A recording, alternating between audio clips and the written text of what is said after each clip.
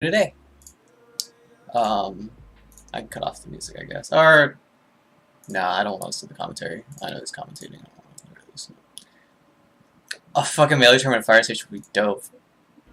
Okay. So yeah. I'll go over this. And I actually did watch the set you played on Saturday too. Obviously it wasn't recorded, so I can't like really go back on it. And I'll probably talk about what I saw in that set, like near the end, or maybe like if I notice it happening here too, I can like point it out how like maybe that's a habit you have or whatever. But yeah, let's get right into it. A quick first thing, it's like it's almost cheesy, but I think one of the best openings in this matchup for this like stage positioning specifically is double laser from the side platform, because basically you have to look at it like, if you do double laser, oh god, the ghost screen's so long. Okay, so you do double laser. I guess I should get my tool out now. And the important part is like you have to do like short hop, and then you're gonna land like right here, and that way like he can't really punish you for doing anything. Like one laser is gonna go up here, and the other laser is gonna be on the ground. So like you basically might as well, because it beats him if he jumps towards you, and like it kind of wins if like the only thing you have to be a little bit worried about is if he like runs off and then runs under you. But like even then, I think he would run into the second laser anyway. But that's just a small thing. I always like starting off my games with double laser from like. I think it's like the safest thing, and as long as you drift backwards, like you should be pretty safe. Okay, let's see. How'd you get hit by this drill? Yeah, it was. I guess just an approaching laser.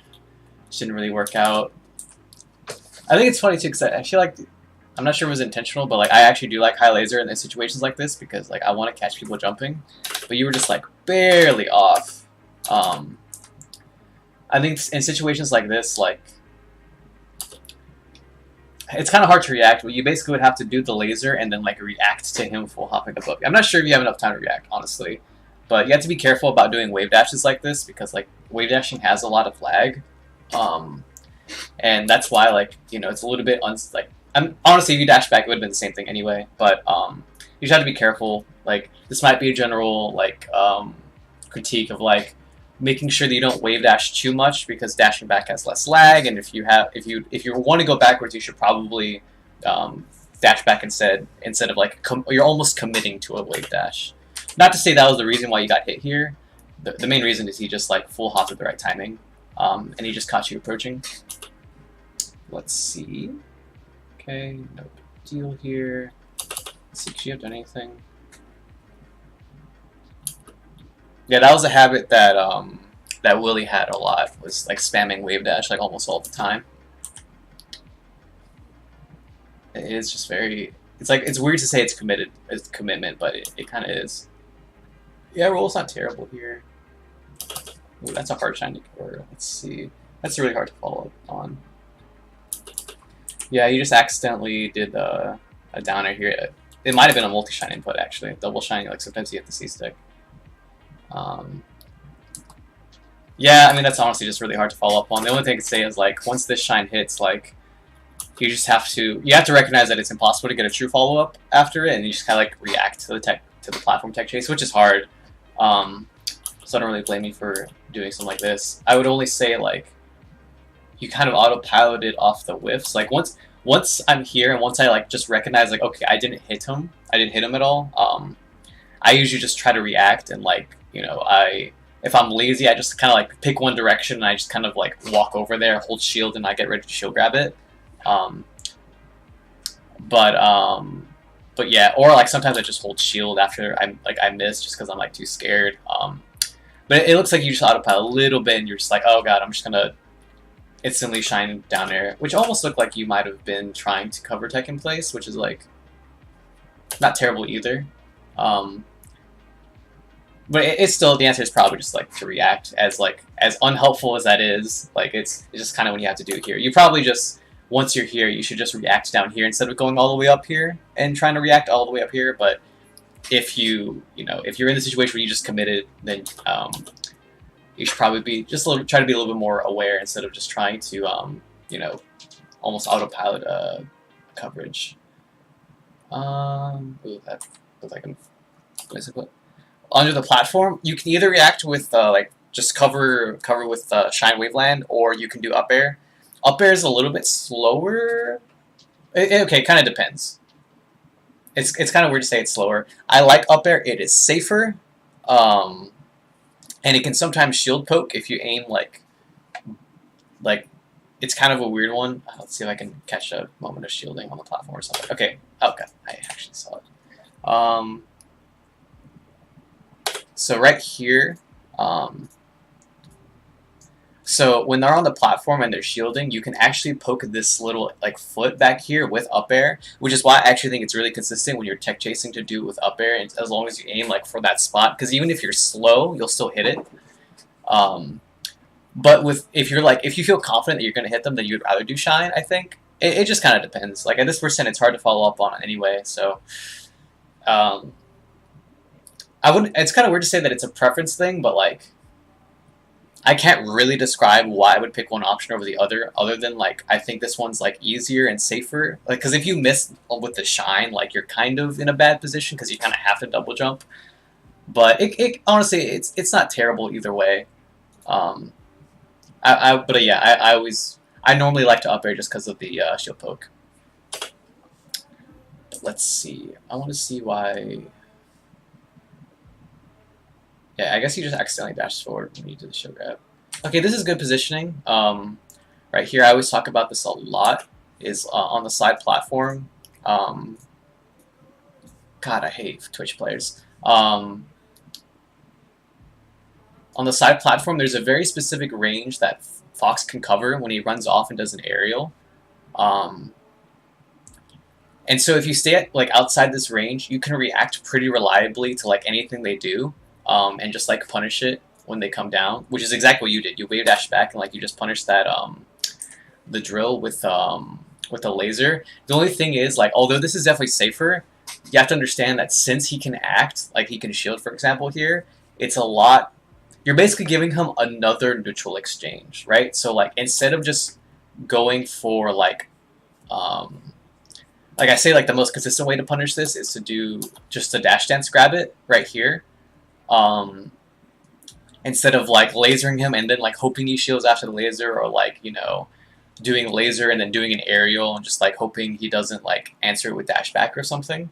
So I would say like you have the right idea. I would still pick a different option. Like you could even, if you're really comfortable, like just hit it with down air. There's not a big window to do it, and you kind of have to like. That's something you probably have to practice a lot to like get a feel of like what the timing is. Because like if you do it too early, you're gonna get by the drill. But like if you do it too late, then you're going to you're gonna miss and like you're gonna hit a shield. So it's just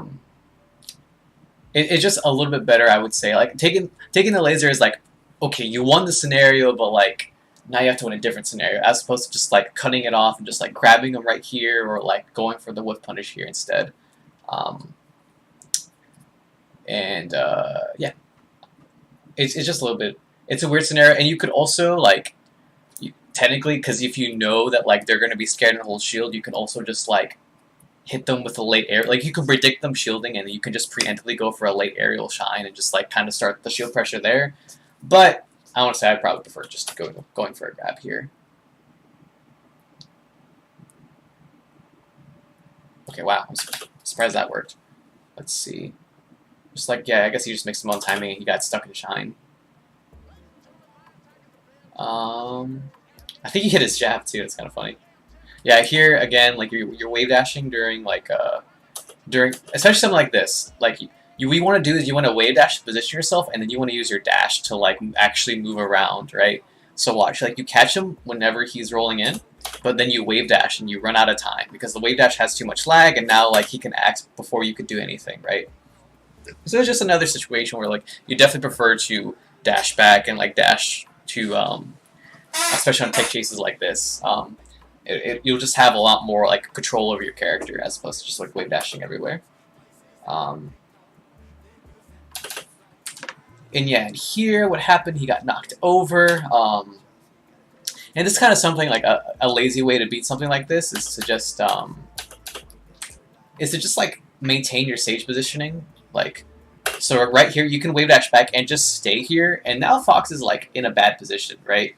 He can like hold shield, and now he's holding shield in the corner. He can like do an aerial towards you, and you can dash back and whiff punish him. He can full hop, and you can back air it if you're like if you like had your back turned, or like you can just kind of answer him coming down with an air onto the side platform if he full hops. And there's like a lot of options that you have as long as you keep him cornered. And I would say like the main reason why you maybe if you're going for like a true tech chase here, it's just because you wave dash back and now there's not enough space, or sorry, there's too much space and you can't actually reach him in time before the before he gets up from the the tech roll animation or whatever. So here it's kind of like if you wave dash back, you kind of have to concede like, okay, I am picking to cover him rolling in, and I am going to maintain stage positioning if he decides to not roll in, right? Like this is your decision right here, and it should end here. But what happens is like you're like, oh, I wave dash back to try to cover tech roll in. Oh, he tech rolled away. Okay, I'm gonna try to cover that too. And Falco's a little bit too slow to do both, which is why you got hit by this jab probably. So I would say like once you're wave dashing back, commit to it, and then like just punish him. Like basically your punish is putting him in the corner as opposed to like punishing him with an actual like follow up. That's probably what you just have to do in the situation. Okay. Okay, laser. Okay, wow, got kind of lucky. Let's see. One type of laser movement I actually like right here instead is to go back here or dash attack. So in a position like this, what I like to do is I aim the laser I aim the laser like all the way down here. So I would do runoff laser here instead, and I would shoot at this distance. And the reason is like what you want to do is you want to do runoff laser, and then if he doesn't jump into it, or rather, yeah, if he doesn't jump, then he just like falls into it, and you can sometimes get something off of that, like maybe like an up tilt if you're like really close. Or he jumps over it, and now he's in the air without a double jump, right? Like he committed to a double jump. Now you just kind of have to like anti-air him with like up tilt, or like if he drifts to the ledge, you can try to cover that with forward tilt or something. But yeah, the reason I like that instead of this is because if doing an option like this, like sure he jumps into this, but like now you can't really get much off of it. Like you're like just not right in the right position, and like basically this first laser is only covering him double jumping, right? Or you could just do this one laser that covers him double jumping or not double jumping, right? It's just like it's slightly more option coverage. It's like less committal, right? Because like, look, you do dash attack and then you run off laser and you're ready. But doing this, you have to run off, then double jump, then double laser, and then land, right? It's just a little bit more. It's just like a little bit more convenient, and it's also like a little bit more option coverage, and like it covers. Your outcome is like a lot higher here instead of like relying on him double jumping early. I think I was gonna say one more thing. And also like a nice thing with the runoff laser too is like it's kind of just the threat of it. Like you can do it early. Like, you can fuck it up and like do the laser like way too early. My bad. What's this?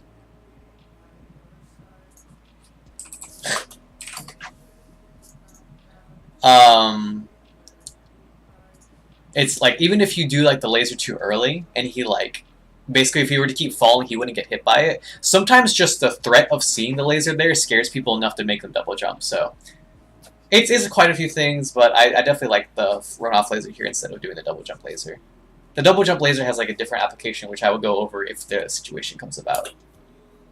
Anyway, and then you just forward smash him in easy peasy. It's kind of funny how Melee works, where I can go for 5 minutes talking about a laser, and then forward smash beats full hop. Easy.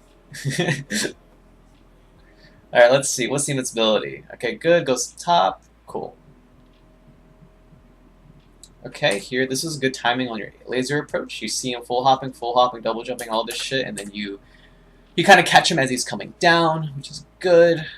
This is a good approach. You're just, you should just position the shine, I think, a little bit later is probably your only issue here. Yeah, like, it's really hard, but basically you just gotta jump, like, God, you're just okay. It's actually really close. I don't blame you for missing this one. Like you could, in a perfect world, like react to you not being in the right position and then walk a little bit forward before doing it. But honestly, like this is awkward, and I don't blame you for missing the shine. You could have hit it if you're like perfect, but like that's like almost inhuman shit. Okay, here honestly, this is a much more important thing to talk about. So like this rising down air at low percent, you actually, I'm pretty sure you know this already, but you can't get the shine off this one, or at least a guaranteed shine. Like if they don't do anything, you could get the shine to connect. Basically, rising down air, once you disconnects, you should already assume that they're going to be holding shield. Like you just pretend that like there's just no way that you could get the shine to connect, and you just think about shield pressure from here on out. And so what I would do is I would do this, do down air and then shine grab. I think that's really consistent because like it loses to only a few options, and like since you know they're gonna shield, like you might as well just go for the option that like it's really hard and like being on the defensive side on like in that scenario, like just reacting to like a shine grab when especially because a lot of people in the situation are like, oh, I'm gonna hold shield and the Falcon player is not gonna expect it, so I can just keep staying in shield and then I'll shield grab him or something. So when you actually like counter it and you're like, no, I'm ready for you to like hold shield here, then it's like much more consistent to get the shield grab or the shine grab here. Or you can do like late or shine, and then you could do like late nair, like pressure, or like you have a few options. But personally, I like doing shine grab here. And the cool thing about Falco is that if you miss the shine grab, like let's say the shine actually connects and like you miss the grab, since they just like land on the platform anyway, like you just get the tech chase. Like you might not get 100% of the time. Like if they do a tech in place, like, you might like not have enough time, but like whatever. Like you're not in a bad position for missing the shine or the grab rather. And if they DI straight up, like and they miss the platform, then you get the follow up. So like it's kind of sick. But yeah, it's just I would say the most important part from this is just to recognize that in situations where you do the down air at like basically 0, that like you can't get they're going to shield. So like you should just be ready to punish a shield specifically. Ooh, this laser. Let's see this laser. That laser's not terrible. Honestly though, like again, once you're here, whenever I have my opponent on the side platform like this, like I'm not bothering with any of this area around here, basically. Like all of this is like nothing. What I'm focusing on is entirely staying right here, looking for him to do runoff aerials or maybe short hop aerials, and I'm trying to punish those specifically. Because basically, this is a losing position for Fox, and if he were to come down with aerials, then you can almost always shield, like, dash dance grab him. And if he goes all the way over here, you can also basically dash dance grab him as long as you stay in that distance. And basically, once his only, like, escape is to go down here or to go to the top platform. And then those are different scenarios entirely, right? So, like, instead of, like, trying to, like, hard read him with, like, lasers, like, doing these full hop lasers, I would say it's just better to just yes, this is the, like, second stock of game 1. But once you're up here, just, like, or rather, once you're, like, in this position, just, like, stay, like, keep this good position, keep pressuring him by, like, being in center stage, like, forcing him to come down or go up. Or, like, if he tries to come down, then punish him every time. Or, like, try to punish him every time. It's not that easy to do it, but I would say that's, like, a good way to, like, keep in a good position as opposed to trying to hard read him for, like, going to the top platform or whatever. Okay, got kind of lucky with that fall down. Down there. Let's see this. Yeah, okay, this is, like, it happened so quick, so I don't really blame you for getting hit. Okay, that makes sense. It's a double jump. Yeah, like you kind of just looked like you kind of panicked here and just like kind of dropped through, and you didn't like react to where he was. Like, let's see, on some perfect world melee stuff. Like, you have two options here. I would say it's like once you like recognize the scenario, I would recommend dashing back almost immediately. I should close Facebook.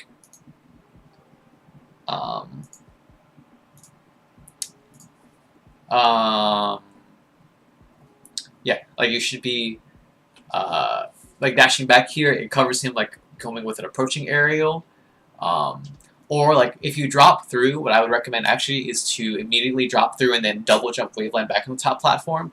And so if he does come off the platform and tries to punish you for like, you know, doing basically if you fall down air, he's going to be aiming for you like he's going to be doing like a runoff aerial to punish you doing the drop through down air.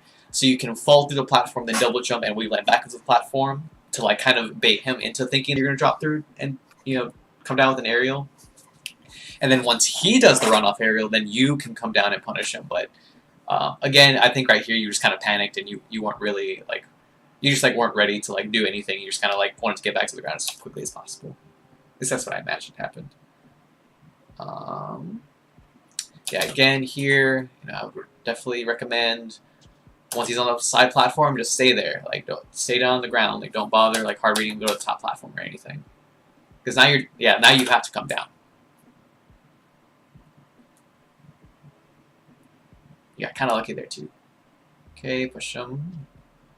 Yeah, again, a little bit committal here. You had him in the corner, just keep him there. Keep him there. Don't bother like going so crazy with this hard read because now look, he can go under you or like he might just punish you right here. Yeah, and he only hit you with down air, so it wasn't that big of a punish. But he could have hit you here or like, you know, he could have ran under you and now you're in the corner. So just kind of, this is all very much a general like keep good stage positioning type of discussion. Good down air and good laser. I actually can't hit these very often. I miss those a lot. Let's see. Yeah, put him in the corner with lasers, or you have to be careful actually. I would say it's an even better idea to put him in the corner with like one laser and then dashing a lot, and like kind of trying to react. Because if you commit to too many lasers, he might be able to like actually hit you for that because of like he can like take the laser and then dash forward and take the laser and dash forward and now like he's in your face. So you have to be careful with your lasers. You can't do lazy lasers. You have to be like very sharp, like laser dash dance. Like pay attention really hard and be ready to like catch him coming out of the corner basically. Is he invincible? Okay, didn't matter. Yeah, you have to just be careful. Yeah, it seems like you're kind of coming down the top platform at the same time. Like when he's invincible, this is kind of a completely different minigame. But honestly, like if I'm like super scared and like I just want to like be in a good position like immediately, whenever my opponent is invincible, I full hop to the top platform, then I full hop again, and that way like once I'm back down, like then he's like he has no more invincibility instead of like trying to play this game where like I'm coming down, now he's coming at me when he has invincibility and I'm scared. Like you have to really use your movement like super like trickily. You have to be really tricky with your movement whenever your opponent's invincible, because it's like your only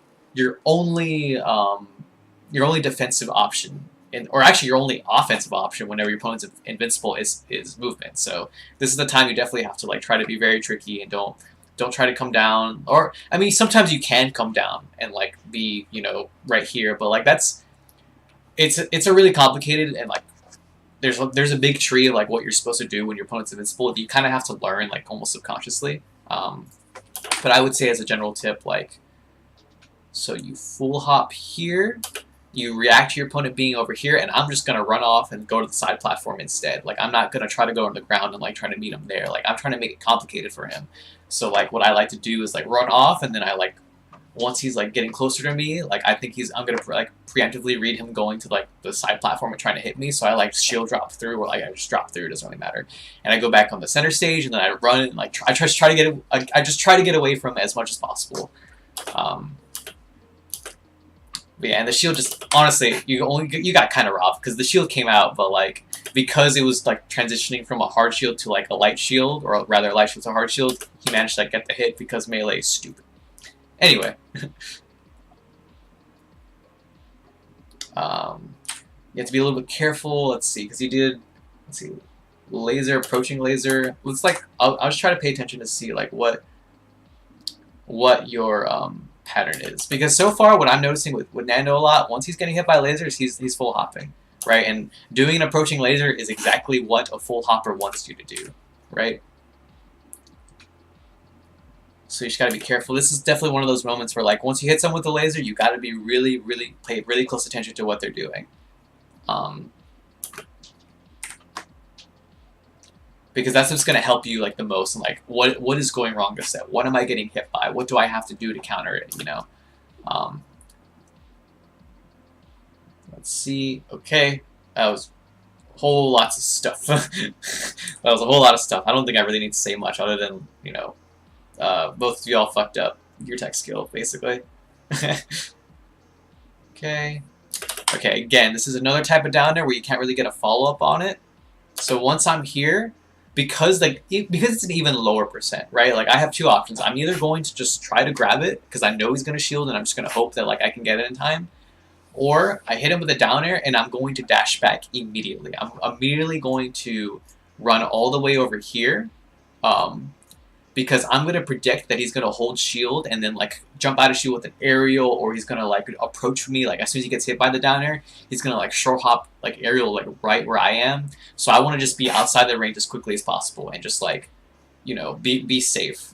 And again, this is like another like stage positioning type of punish where like I hit him with down air. If he rolls backwards, then I'm good. If he if he spot dodges, I'm fine. You know, yeah, you have to read the next option. Like because you can't get a true follow up, you have to read the next option off this down air. That's the only way you're going to get anything off of it. And you'd be surprised. Like you do this down air, a lot of people like to full hop drill. They'll roll, they'll spot dodge towards you sometimes. So it's just kind of a situation you have to get used to. Like okay, I know I can't get a true follow up. I'm just going to stay calm and just like, instead of going for the shine that's definitely going to miss, I'm just going to, you know, pick a safer option and like dash backwards. Dashing back is what I always recommend here. It's very, very hard for them to punish you for doing that dash back. Okay. Ooh, okay. You actually almost got him too with this roll. Yeah, like again, like it's almost like you had the right idea. Like I'm coming down with laser, I'm going to read his roll. And I'm gonna shine him, and then you wave dash back instead. So again, like you just gotta. A lot of these wave dashes are kind of like ruining your movement a lot. So just something to be more aware of, just like a small thing of just trying to consciously stop wave dashing so much and realize that wave dashing it has a different application of like. I could go into a giant spiel about what wave dashing is actually for, but again, general idea, dashing is better for like really quickly covering options, and wave dashing is a lot more for like repositioning and like other shit. That being said, I would say like a quick thing, once you have this laser and like you're pretty confident they're just gonna hit they're gonna run up and shield it like this, start shining right now. You just immediately start your pressure. Like you do west ball shine, you can do double shine, you can do a bunch of different shine things. Shine grab. Just like, you know, use this opportunity. Granted, I actually think covering the roll was an even better thing to do, especially since you're invincible, and a lot of people like to roll when you're invincible. But you know, just another thing, you can cut. Technically, you can laser shine and then wave shine towards the direction of the roll if you're like really, really on point. But that's pretty hard. Okay.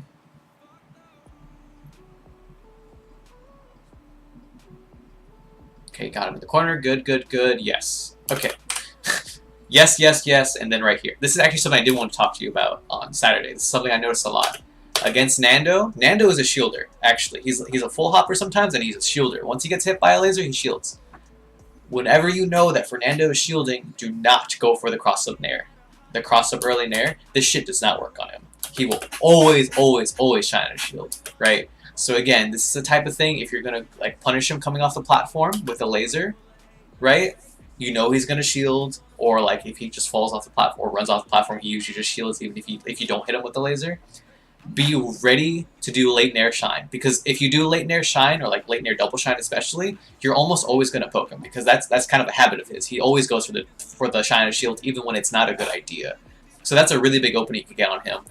And when I'm constantly doing laser early nair on him, I know that I'm being lazy. Like I'm not paying attention. So maybe this could also be like a moment for you to realize that like if you get hit by the shine and shield for doing the early nair, you know that you're not paying attention. Like you know you're being lazy, and that would be kind of an opportunity for you to like snap out of it almost. But yeah, anyway, all I'm really saying is this very rarely works on Fernando. Like early nairs in general, like this usually works because lots of like what you can do is just cross it up, and that way like. Against most characters, it's pretty safe because a lot of characters can't punish you like once you're on the other side of them, or like it's very hard for them to punish you. But Fox is an exception to that rule. He gets shine and shield, and it's hella safe. or it basically makes your nair hella not safe, rather. So yeah, definitely would rather definitely pay attention to when he's going to be holding shield. And this is kind of a lesson to show you that laser aerials are not guaranteed by any stretch of the imagination, and you should be like really, really focusing on like not relying on like, oh, I hit him with the laser, they're definitely going to get hit by this aerial. Yeah, the second nair is a little bit lazy too. And this happens. Okay, actually, this is not lazy. This just happens to a lot of people, including myself. Whenever we get up from aerials and we tech it, especially for like a shine, and it's because we tech it, we're like, oh shit, he didn't expect me to tech it. So what I'm gonna do is I'm gonna get up and I'm gonna hit him with an aerial because he's not ready for me.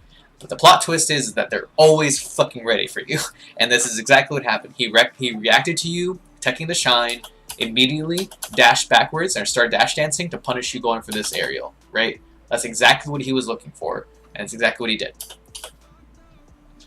It happens to all of us. It happens to me. It happened to me in fucking Texas against Mojo and fucking winners finals of my pool, and I got hit by it so many times, and it just happens.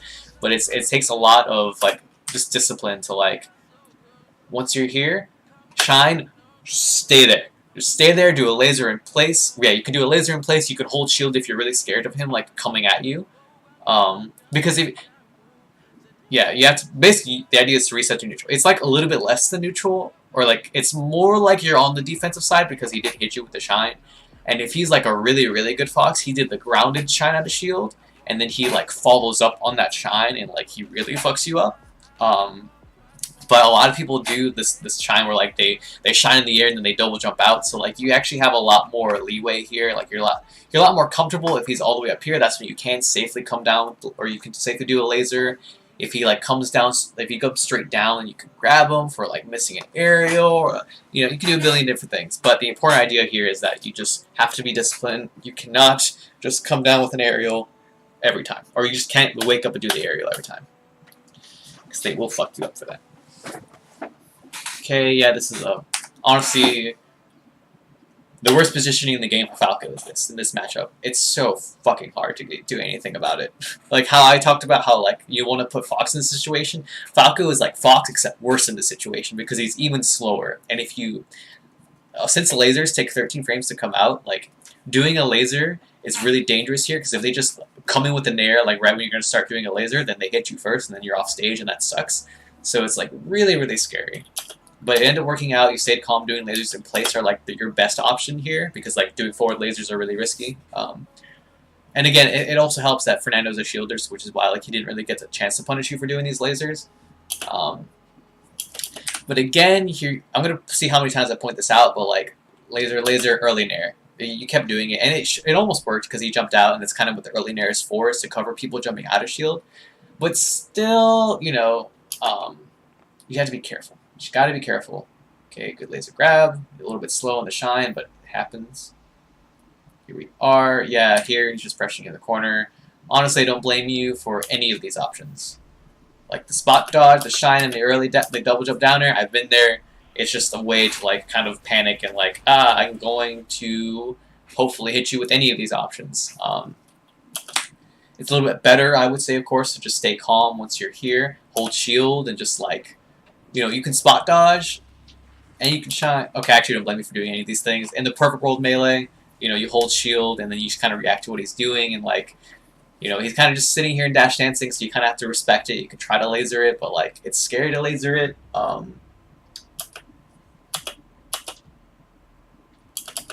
But again, like going back to perfect world melee, if you recognize that like he's just putting you in the corner, what I recommend is holding shield and jumping back and going to the ledge and then ledge dashing perfectly, because that's the best way to get out of the corner is just to ledge dash and like hope you do it really well.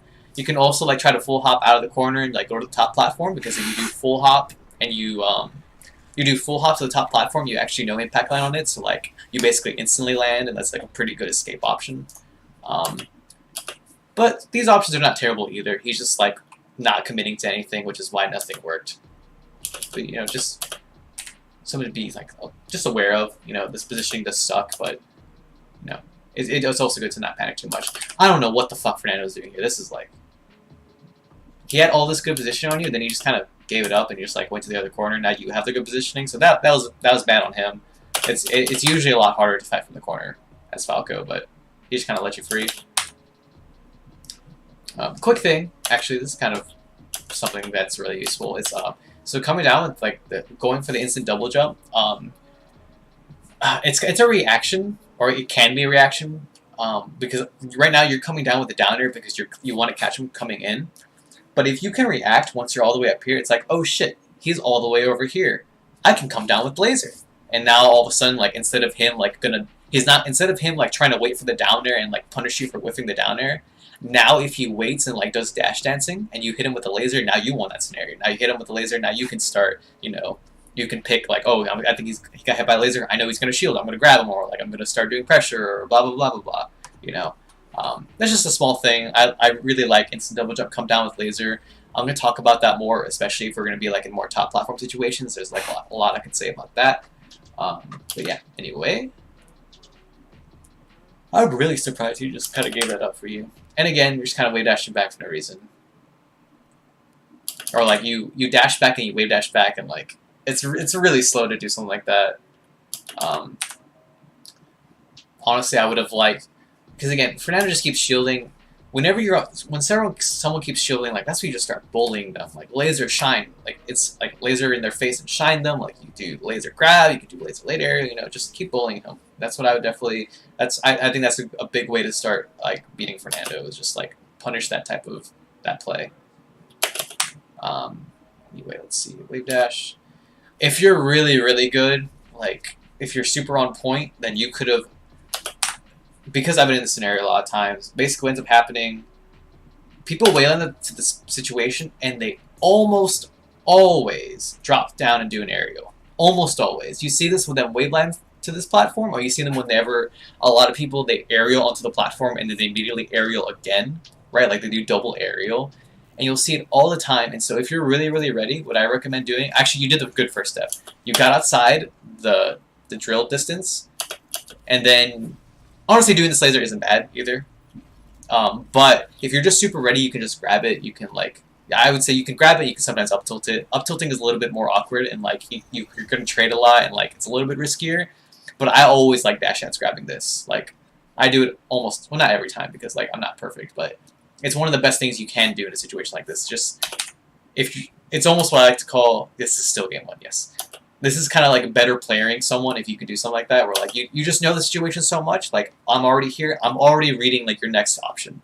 Like from just this position, I know you're gonna shield after you whiff it down there, right? Like you just from looking at this, like that's some stuff you're gonna develop over time. Like with enough analysis, just enough experience, you're gonna be able to do it. I promise you, as long as you start like focusing on it now. But honestly, again, it was still good of you to just take this laser, like it's fine, like you got him in the corner, like whatever, that's fine. The wave dash, not so hot. The wave dash after laser was not, I don't like this at all. It happened again. I don't like it. It's too committal. It's too far. It's not gonna work. It's another situation where I would definitely prefer you just maintain that center stage positioning, punish him for doing runoff aerials like that. Let's see. Yeah, I just gotta. I think you tried to shine, but like you were just a little bit off. Yeah, it's kind of weird. Ooh, okay, you got lucky. You got so lucky there. Laser. Oh, okay, no. Okay, once this downer connects, or the sound smash connects rather, all I plan to do here is I drop through, I turn around, and do a laser as I'm coming down, or like you can turn around and drop through a laser, whatever. You want to come down laser, and you basically just want to snipe the double jump here, or you want to try to snipe the double jump. He actually double jumps, or he sweet spot pretty much perfectly. So, if he did like if he did the double jump a little bit earlier, if you like came down with like a laser immediately, you might have been able to snipe him with the laser, and then he would have had to up below. But honestly, doing that laser is fine, even if something like this happens, where like he actually just perfectly sweet spots the ledge, because now like you grab the ledge, and now you have center stage, and it's not that bad, right? As for something like this, like you need to be like really fast. Like I don't think he's just like too far away for that to work, basically. Yeah, it was just like a little bit reaching for you to like go for it. If he went like high with the side B, then maybe, but like realistically, like, you probably just have to concede the fact that, like, you're doing the laser, you're committing to him, like, getting hit by the laser, and if he doesn't get hit by the laser and he just, like, sweet spots the ledge, then oh well. You got center stage, though, you know? But, okay, let's see. Back air, no DI, good movement. Oh, okay, I've actually... I don't... Not for even a second I blame you for missing this. I actually can't do it. I can't do it. This happens to me literally every time. So, it's fine. Just try to do better next time, but like don't kick yourself. Like it's fine, it's fine. I've been there. If you want something easier, side B cancel. Once you get the platform cancel, just like enter stand, turn around. I like to hold shield. You don't have to hold shield, but like you can turn around and double jump back, and just grab the ledge. Oh, okay, cool. But like I said, like I have a really hard time with it. I like my method's very consistent. It works almost every time. It's a lot easier than trying to do this one. I think it's almost the same speed too. So like, but yeah, I don't blame you for even a second to miss it. Good shorten. This happens to me too.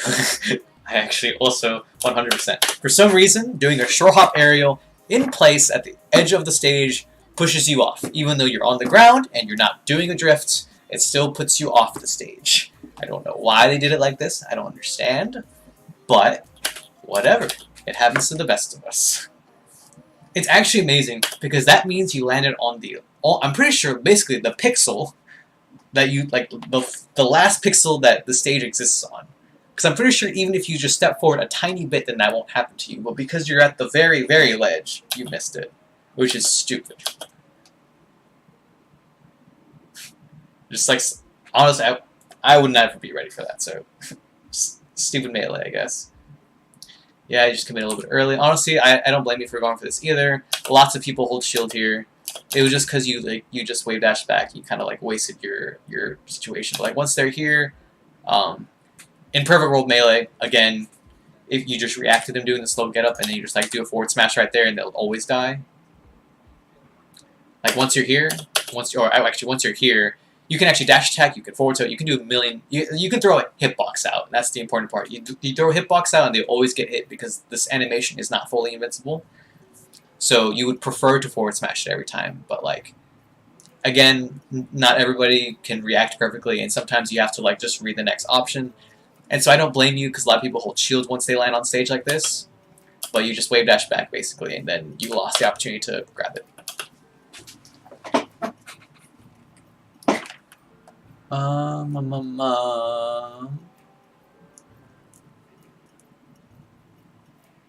Awkward? Ah, dang, that sucks. Yeah, it's actually pretty good to do this down here like that.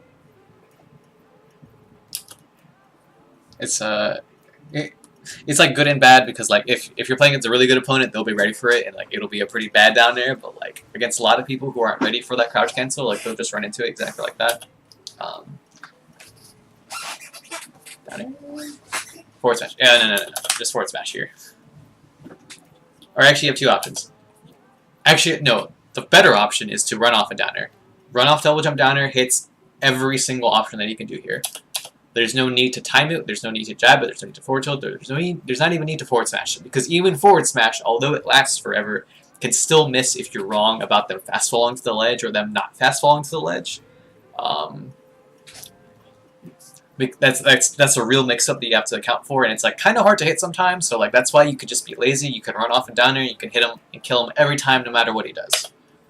And even if he drifts outside the range of the downer, then he's dead, because he's now not close enough to grab the ledge. So I definitely would recommend that. Oh wow, he just really came up with a laser like that.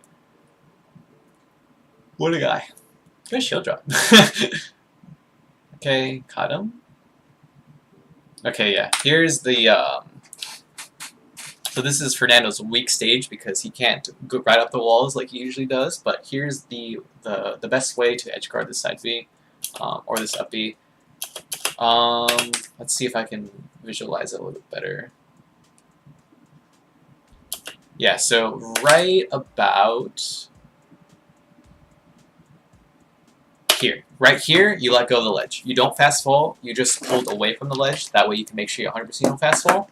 You let yourself fall down a little bit, and then you do a rising back air basically at the same time of him shooting. Now at the same time, you want to be a little bit later, because if you go at the same time, then you're going to miss. But even if you do it like a little bit early, because you're going to go so low, you're going to cover a lot more of the angles, and it's going to be a lot more forgiving even if you don't do it perfectly. And if you do it right, then you won't have to worry about trading with the Firefox either. It's better to have invincibility, so I actually would recommend doing here. Instead, it was grab the ledge, either up B refresh or double jump refresh. Up B refresh is better because it's quicker, so up B refresh, have invincibility, and then do exactly what I just said. Like, fall off, rising back here. If you're invincible, then there's like almost nothing that can go wrong unless you just miss. And like, the cool thing about doing that type of back air is you do no fast, because you're coming down from so low. When you land on stage, you're actually going to auto cancel, because back air doesn't take back air, or because you took so long, and back air like it doesn't last very long. So once you're on stage, you don't even have to L cancel it. So if you went high, you can just kind of react and like try to cover it. You have to guess still, because like if they go high, then they can drift forward, and like you have to cover them like on stage. But they can also drift back, and they go to the ledge instead, so you have to cover that option instead. But the point is, you can just do the rising back air. It covers if he goes straight. Basically, if he did this option and you did exactly what I just told you to do, then he would have gotten hit. He would have died. Or if you went high, then you could have covered it too. So I would say practice that. Next time I see you in person, like arcading or something, I will show you exactly what I mean in case you do need like a little bit more help on like what the perfect back air is. But I always do it. It's really consistent. You'll miss, and like, again, if they go high, like it's not the easiest thing in the world to cover too, but like it's better than just like rolling and giving up. Let's see. Way, come down. Laser force match, not the worst thing. I honestly, a lot of time I don't think it's necessary. Like laser force match is like a hard read, and like it actually, if you're in the right positioning, it would have worked because he jumped. But a lot of time there's just like better options here.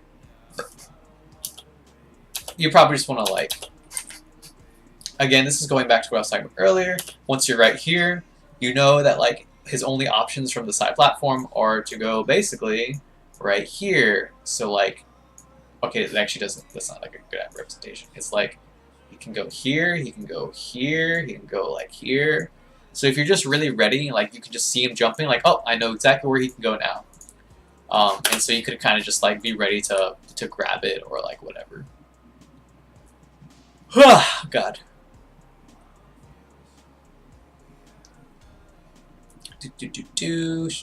Okay, yeah. I don't blame you. Holding shield's fine there. Sometimes they'll grab you. Oh well. Not your problem. Or it's not. It is your problem, but it's not really your fault. Basically, sometimes they're ready and they grab you. Okay, let's see. Laser jump. On the side platform, okay, this is really aggressive. Yeah, running up and shielding, that's like he only does, I don't think he's probably one of the few times he's ever going to do it. But again, here, full hopping, and then you wave dash back. Okay, get the shine. Oh, I'm surprised you got that. Shine down air. Dang, close. Okay. Yeah, here, just something you're probably going to develop over time. Just the ability to react to like them missing the tech or whatever.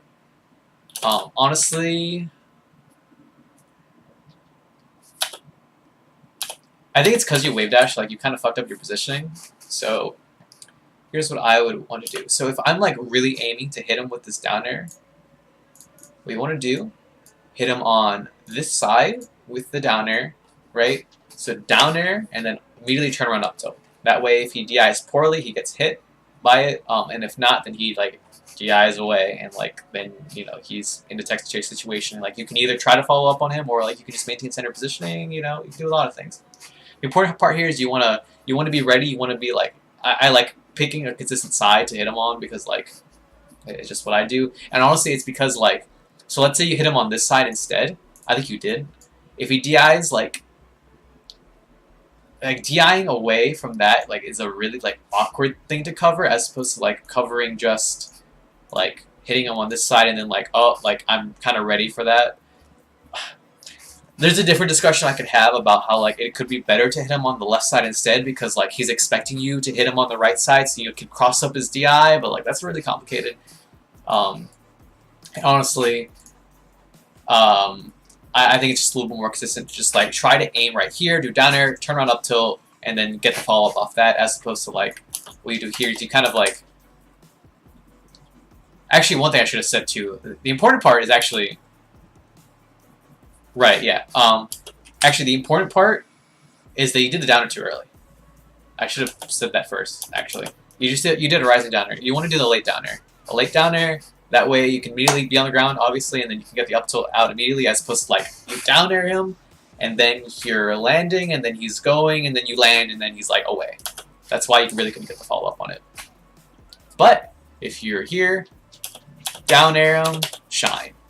You could even down air shine, you could down air up, so you could do a million different things. But, important part, actually the most important about, almost ignore everything I said. That's not as nearly important as going for the late downer here.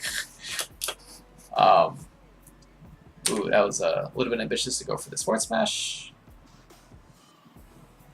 Okay. Ooh. Honestly, right here, what I recommend, when you're tech rolling the platform, what I like to do is just, I hold the direction that I am rolling in, and then it basically will make you fall off instantly as soon as you can, and then you do a back air, and that way if he tries to tech chase you and he's slow, he gets hit by a back air, and if not, then it's really hard for him to punish you in that spot. That being said, you're also risking putting yourself in the corner because you're rolling or you're doing a back air into the corner, but like I've had a pretty good success rate with it personally. So I mean that's just what I would do. Because rolling is, like, really scary. And basically, you think about it, like, you're rolling because you're scared of him tech chasing you, right? But if he's too slow, then he'll just grab you anyway, right? So basically, instead of rolling and, like, oh, that way I rolled out of his grab if he's too slow, then you get to do a back air. Or if you do the back air instead, it's like, oh, if he's too slow, I hit him, right? And then I can, like, kind of recover from there. But that's just, like, I don't know. That's almost a preference thing. That's what I do. I like doing it. That sucks. That happens to me all the time too. It's something you get used to where like you land and then you start dashing and then like it's for some reason really hard to just like go down on from the top platform, and so you just like keep trying to drop down and it just doesn't work. A way to help is so I think what ends up happening here is you basically buffer down as you were spot dodging, and that's why you crouch instead of drop through. And so a way to get out of it is to actually walk. So if you land and no impact land, or I'm sorry, you do like a normal land, you're in these 4 frames where you can't act because like you're literally getting up, and if you hold down during those frames, then you're gonna buffer like a crouch instead. And so but you can still actually act in those frames. You can it's like there's interruptible as soon as frames during those 4 frames or whatever. And so what you can do is once you're in the animation, or like let's say you're getting up from a spot dodge or whatever, you can just walk a little bit and then drop through. And that way like you won't have to get stuck, you won't have to wait for the animation to completely finish of you like getting up from crouch or you getting up from landing. I mean, yeah, it's called an Isaiah drop actually. That's how I also do my lasers, where like you do laser, and then you walk a little bit forward, then you drop through, and then you do laser, and then you double jump laser. Because if you try to do laser, and you just land, and you try to drop through, then you're going to crouch. So there's a small thing to help with that. I'm sure you can look it up too on Google, and they'll... Yeah, exactly. That's exactly what I was talking about with Kazal, Isaiah drops. That's the best way to help with like this shit that happens to all of us. And sometimes it's going to happen anyway, and, you know, whatever. But this is just how you kind of solve the problem. Okay. I'm surprised all of that worked, to be honest. Gosh. I'm assuming that's probably double shine, huh? Yeah, it looked like a double shine to me. Or like the swaggiest laser in the world. But again, here, let's see, this is what I think. Okay, yeah, this is the kind of situation you just gotta be really aware of. It's like whenever they crouch cancel near like that and you get the shine off, I always shine grab here because I'm just like I'm just going to assume either one thing. I'm going to assume they're going to shield, or two, I'm just going to assume that they're not ready. They're not ready to like be in a situation where they have to pick an option here, and that way I could just be lazy and just do a shine grab. I think it would work too. I think. It's close. You actually might have gotten hit by the 14 people with Chain Grab. I don't know. This is a weird situation. Kind of hard to say too much about it. And actually off this Shine, pretty sure... Yeah, I think you could do full hop fair and you would have hit him. But it'd be close. I don't blame you for not going for it. But what I would recommend, you do this auto cancel back air. You should just recognize that like you didn't hit him, and just I would say like pick a tech option to cover with like a short. Like this is a time I would definitely short hop up air. Like I would short hop up air this side or this side, like depending on which side I was just feeling. Instead of like doing this double jump down air stuff, it's just doing the double jump down air is definitely too slow compared to doing the up air. Oh goddamn! Hey, you got it. Good shit. Speak of the devil. Cool. Okay, we made it past game 1. Holy shit. Okay, I will be, what's this?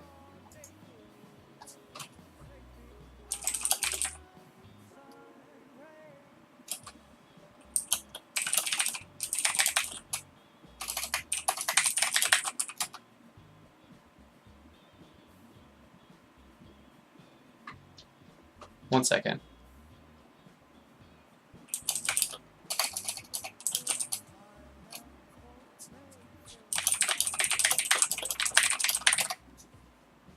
One second.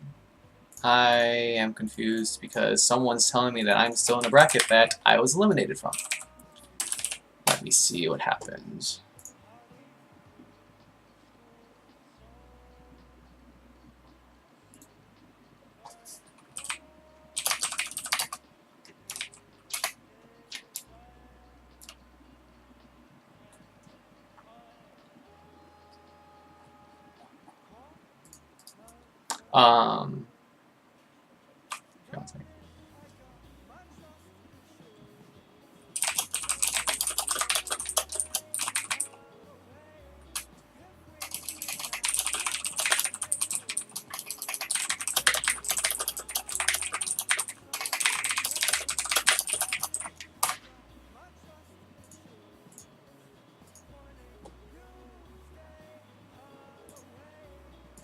Okay, sorry about that. I'm going to get some water real quick, and then we can move on to game 2 after me using the bathroom as well. So I'll be right back.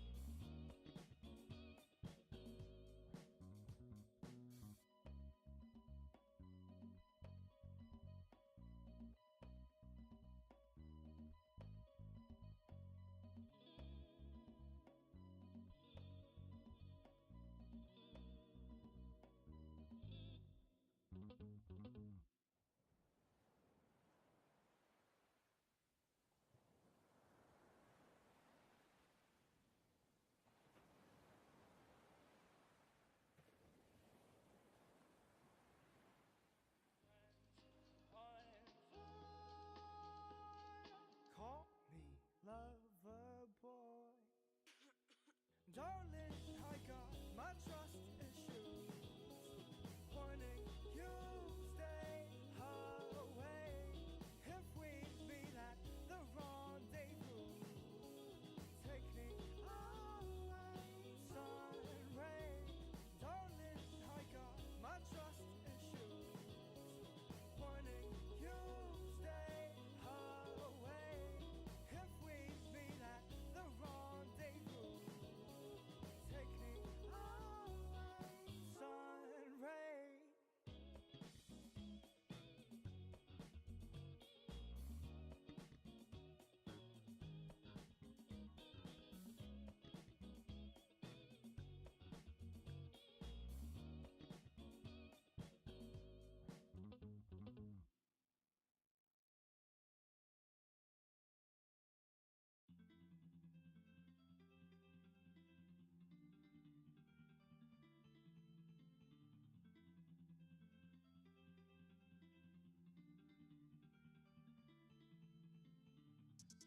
I don't see you glow like that, I'm not say that I'm proud.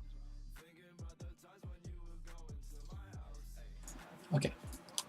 I'm back. I'm gonna check check one more thing before I start up game 2.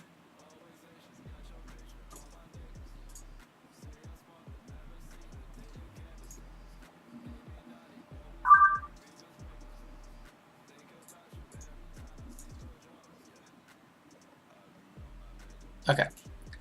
Alright, we're back. For real this time. Assuming my mic is actually unmuted, it is. Okay. Game 2. I'm hoping there's some stuff that I definitely want to go over that I saw on Saturday's set, but we'll see if it comes up again. Again, you hit him with laser, you wave dash back. Creates too many movement frames or whatever. Ooh, early nair actually worked out for you. Yeah, FD is a stage where you're going to see so many foxes spam full hop on you, like full hop double jump shit. Like look, full hop double jump, and in this matchup on this stage, you just have to be like spamming laser dash dance, like trying to. Once you're right here, like this is what I always personally do whenever my opponent's in the air like this. I just kind of imagine their drift. I imagine the drift that they can do from this spot, and it looks something like this with Fox. This is obviously not one-to-one, and I'm sure like I'm gonna be off. And so basically, and like there's kind of like a trail, like this is like his actual character, and this is like the hitboxes that he can produce or whatever. So like if I'm just outside the range of all of this shit, right, I know that I'm like going to be safe in this position, right? I know that this is a bad position for him actually, right? So this is just kind of a way, like once you're up here, and you're gonna be in this position like kind of a lot. You can dash backwards. You can like be ready to come. Like you might be able to react to this drift and like try to. It's really hard, honestly. It happens too quick to really react to it. But you know that like at most he can go all the way over here, right? So if you're just ready, you can be ready with dash dance grabbing, or like you could just laser and just like kind of leave it there. If you're really ready, you can, because he doesn't have a double jump, you know that there's no chance for him to like, you know, double jump as you try to anti-air him. So like you might be able to up tilt him or up air him. Or fair him if you're like really feeling it, you know. So, but I would still like once you're right here, that's the first thing I would think of is this drift, being ready to position yourself to counter it, right, and not being inside that range and like trying to jump it towards him, right. Does up air beat down air? Yes, yes. I'm almost 100% sure. And at worst, you trade with down air, and that's fine because it's drill and it's fine. It's like it's gonna hit even at 999%. I'm pretty sure he won't do that much to you. So, but yeah, but you have to be scared. Not to say that like, oh, up airing down air is super fucking easy. It's actually really hard because you have to like position it just perfectly, and like up air lasts like maybe like a few, like what, I don't know, 3 or 4 frames or whatever, and down air has like a million different active frames. So it's not to say it's easy, but if you time it perfectly, then yeah. But yeah, anyway, right here, exactly what I was saying is like, once you're here, react to the double jump, dash back. Just like don't try to approach it, don't try to challenge it. Like just accept that you're gonna get hit by it. And yeah, here this is kind of a thing that's very useful. If you find yourself in an awkward situation where you're like, ah, fuck, I just used my double jump. Don't panic and don't try to come down with the down air or with a back air like this, because I know probably what you're thinking is like, oh shit, I'm gonna try, now that I'm up here, I'm gonna try to catch him off guard, and I'm gonna like hit him with a fastball back air, and like he's gonna run into it. But he's actually just looking for it. He's positioning himself in a like specifically to avoid that back air. So you have 2 things. You have one thing which is a lot more general across all characters, and that's just to keep drifting forward and just commit to the fact that you double jumped out. So like, once I'm here, it's like, okay, I'm just going to keep holding forward. I'm just going to ignore it. I'm going to fall down with the back air, and if he like runs into it, then he runs into it. And it's much harder to hit the, basically, you have to think about it like this, kind of, where like, the back air as it's running away is kind of like this. And like, okay, this is actually a really bad drawing. Hold on, let me try to reposition a little bit more. The back air is like this entire range, and it's like even bigger, right? And you're hiding like behind it, like really far away, right? So he has to get past this wall, and then he can hit you, right? As opposed to like if you do a back air in front of his face, it's like, well, there is this wall, and Falco is hiding right behind it, right? So it's really easy to Fuck you. Uh, it's really easy to punish that one as opposed to like the runaway one, which is like it's kind of protecting yourself. That being said, an even better option, because your Falco is if he tries to hide right here, like if he's just waiting for you to come down with an aerial, just fall down with the laser. Because he's standing still and he's basically waiting for you to land, so like you can just land with the laser and now he got hit by a laser and now you're safe, right? So but not to say laser is perfectly safe. He can actually just up smash you if he's really ready, but like if they're a lot of time people once they see you double jump, they're just going to be waiting for you to come down anyway, so you'll very rarely honestly be punished that hard for doing the falling laser. I would say that's some like next level shit that you don't have to really worry about for a while. But anyway, I would personally, actually, the correct answer is to fall down with laser, but you should also keep this other option in mind too, where you just full drift forward and fall down with the back air instead, or down air, whatever. This is definitely, like, last note on this. This is definitely those moments where I feel like this is where you should catch yourself, like, oh god, I'm being too lazy. If you just fall down with back air as your opponent just kind of standing there, like, you know that, like, okay, I know exactly why I just got hit by now, like, right now. It's because I came down with a really lazy aerial, and, you know, he was just super ready for me. He should have grabbed you. I don't know why I didn't. Yeah, you'll see this a lot, too.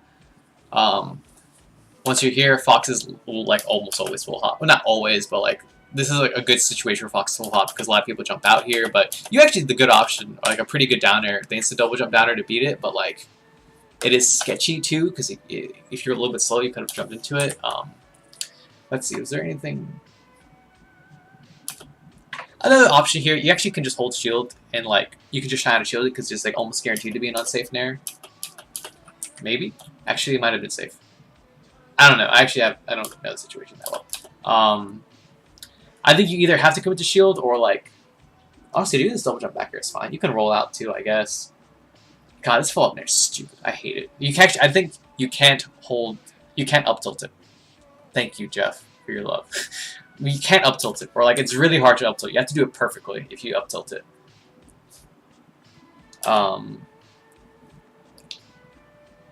Okay, now I really don't like it. I don't like this appreciation at all now. I can see through you, Jeff. But yeah, this up tilt or this full up nair is really annoying. Talking about perfect world melee again in this mystical world, you could actually dash under this nair, but again, it's really hard once you get up from attack. You're not really in the mindset to like hard read a full hop nair here. So honestly, this is actually pretty good awareness to do the instant double jump down air specifically to beat this option. But you have to be scared too, because if they're really ready for you, now you're full hop double jumping out of the corner, and now they're just gonna wait for you to come down. You can be kind of screwed. So.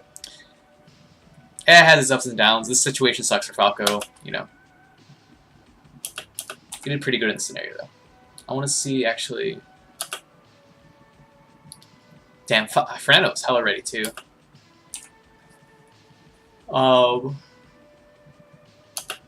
Actually, I think it's because I'm so used to this scenario. Like, I've seen, like, a lot of people come down in this, like, this weird situation where, like, you get pushed off by the down air. I would actually just dash forward immediately once this down air pushes once you push them off, because like what normally happens is people come with the double jump back air instead once they fall off. He did double jump shine, which is like very specific, but basically there's like almost no way you're gonna get the shine to connect, or this one that one. It's just like they're too far away from you because Falco's fucking shine is like tiny. If this was Fox, he would hit him actually. Fun note. But yeah, so you basically once I see the shield, once I see them push off, I just dash forward because I want to try to like punish them doing a double jump back here towards me. But again, that's perfect world melee. I understand that it's a lot to ask for you to recognize the situation and see it. Just saying that's the answer if you wanted to know. I'm gonna be doing a lot of those. Nice, that was a good laser grab. Easy laser grab. Oh yeah, invincible. Try to do it again. It's actually the exact same scenario, except this time he landed on stage. Kind of funny how that works. Actually, that was a true punish too on the Shine and Shield. Damn, that's fucked up. That's fucked up. I don't know what to tell you. Ah, thank you. Hold on, I'm pulling it up. Thank you, Undead Cats, for the follow. Much appreciated. If you were really ready, like, okay, so the one you did just before now, where like you hit them with a downer and you push them off, that downer is safe. But because he's on stage, like this downer is actually unsafe. So technically what you want to do is actually do a spaced back air instead, which is a lot safer because you're further away from him once you land. Technically. But again, it's fine. Whatever. This worm kid is whack. Okay, wow. Alright, cool. Rude.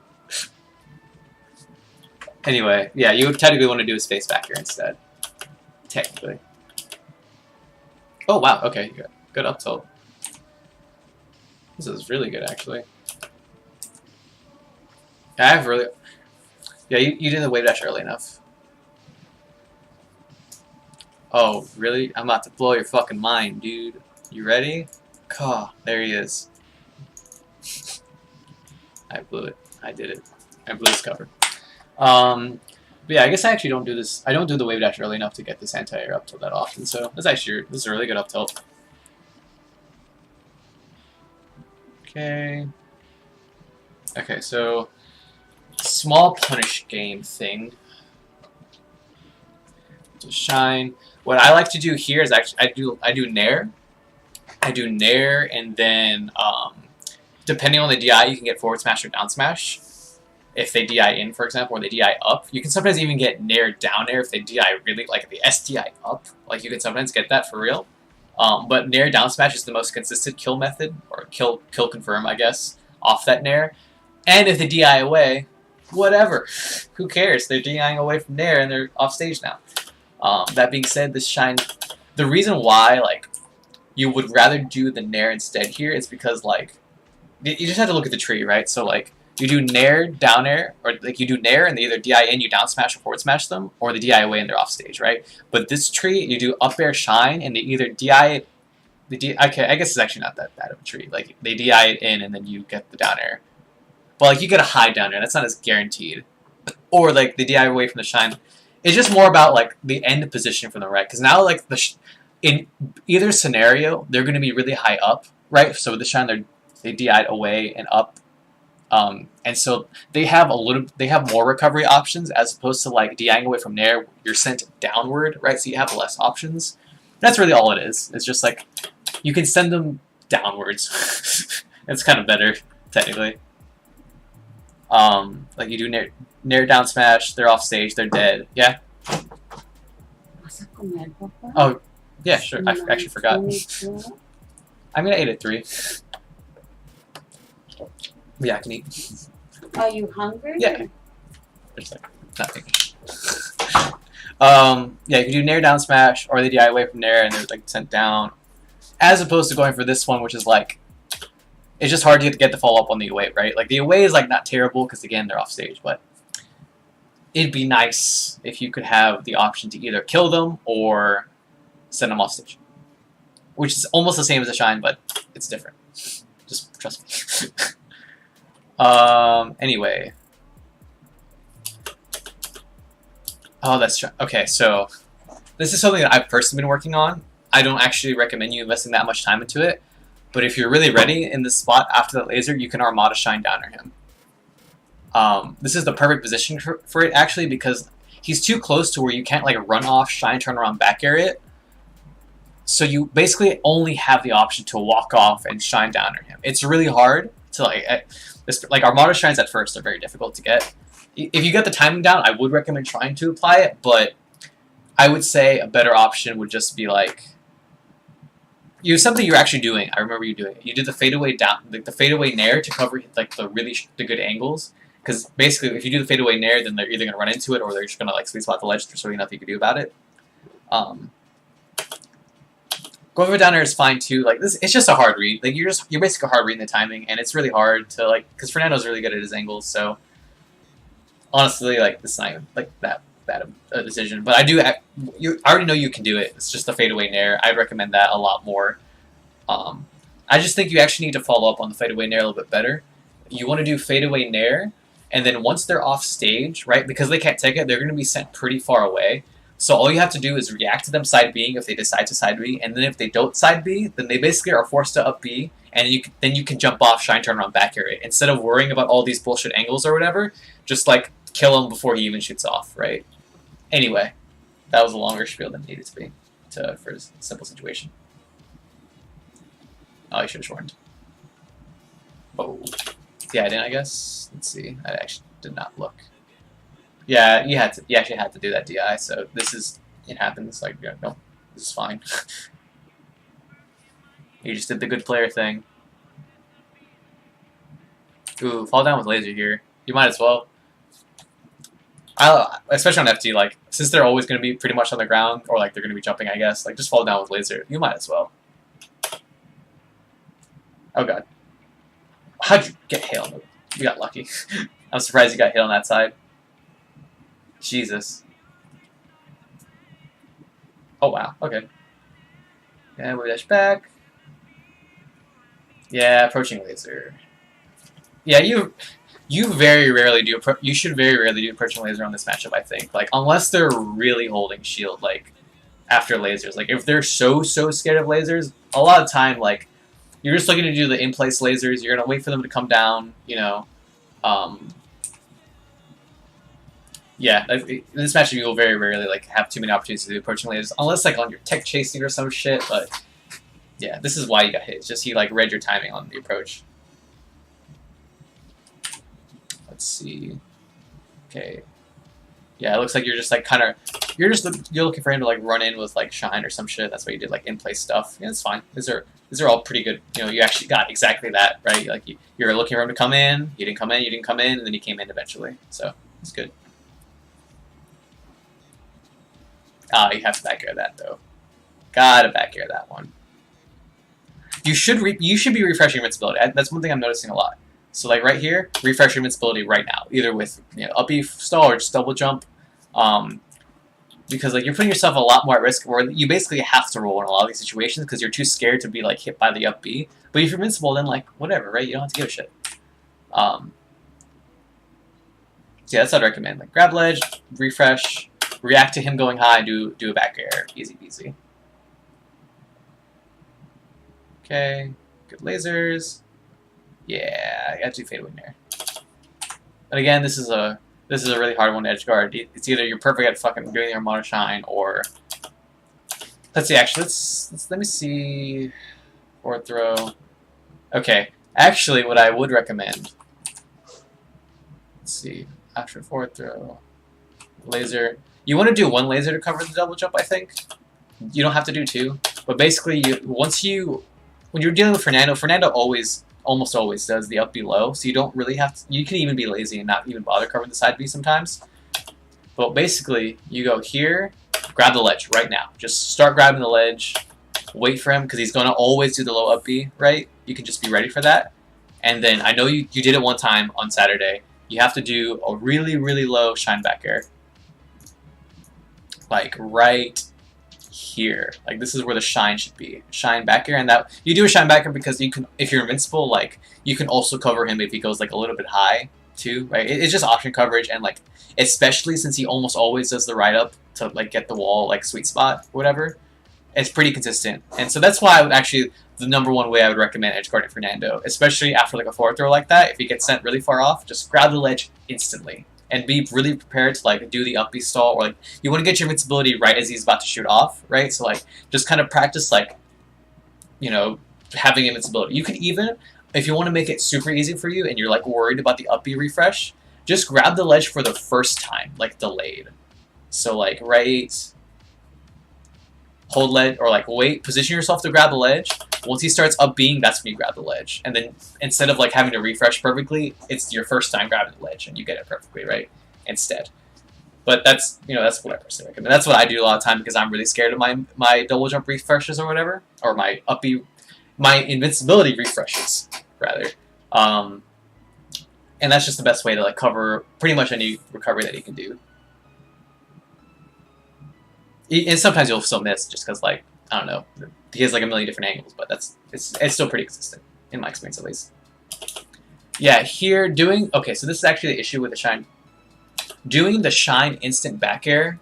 The reason why this isn't as consistent as the back air I was talking about earlier is because a lot of time it's very difficult to do the back air as soon as you jump out of the shine, and because the shine kind of stalls you, the height that you end up jumping from is like right like here-ish, I guess, which is like pretty, like, it's basically not very far from where you were when you were holding the ledge, right? So like you're gonna basically jump from here, and because you're jumping from shine, it's even harder to get like the instant back air.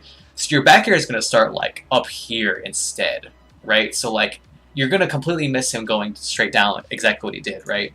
But if you do the down air that I was, or do the back air that I was talking about, you'll end up dropping like all the way down here, and because you're all like, you don't have to like worry about jumping from holding down B to like moving to the C stick or whatever. You can like basically instantly back air. So your back air is going to start all the way down here, and like you're going to cover way more stuff, right? And technically, if you're perfect with the shine back air, you could also do the same thing, but it's more about just like being easier for most people, and I think it's very consistent. You even see top level players like Leffen does the same back air I'm talking about. So like, don't think that like it's because you're a noob that you have to do that back air. It's just like much more consistent in my experience. Okay, and again, like, okay, it worked out, but once he's up being low, just like grab the ledge and just like be ready, you know, grab the ledge, do shine back air. I mean, that one specifically, like, he was pretty low, so like, it's not the worst thing to go for down smash here, by the way. And when he goes really low like that, like, yeah, like you basically, when he's low like that, and you're hard reading like him riding the wall, Jesus. That's when you more just want to hard read it with like rolling from the ledge, or like even if he goes high, you can kind of react to. It's hard, but anyway, you got down smash, whatever. It's fine. I still recommend grabbing the ledge a lot of the time, though. It's usually, it's like one of the best habits to develop. Like, even sometimes when it's wrong, like, it's not the worst thing in the world. Down to shine, up air shine. Yeah, I got stuck in shine. Turn around, happens to the best of us. What's my flowchart here? Shine, down air, shine. Yeah, you can even get second hit of up air here instead. Like, you can go for, instead of going first hit, you go for both hits. And as long as you hit him on the left side, you can pretty consistently hit him like pretty much anything that he does. Like if he DIs away, like you get a laser off and you're fine. Or if he DIs up, you get a second up air, you can get back air, whatever. Going for up air shine is also fine. It's just kind of hard. Like even if you didn't get stuck, like, whatever. Actually, it's like not. It was just because you got stuck that like this might be considered inferior. Yeah, because, like, okay, if you get the shine here, you should go for, like, maybe fair up tilt or, like, nair up tilt, soft nair up tilt, probably. Yeah, whatever. It's fine. Yeah.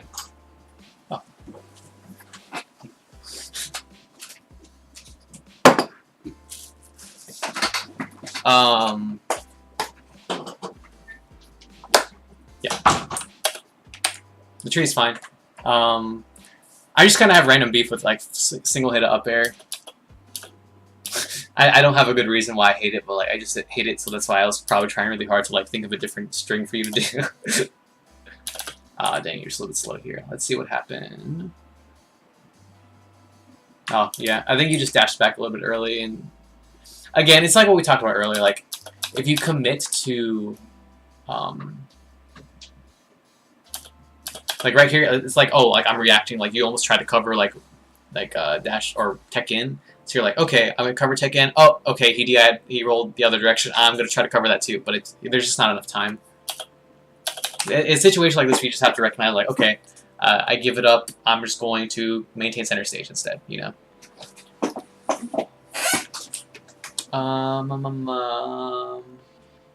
Okay.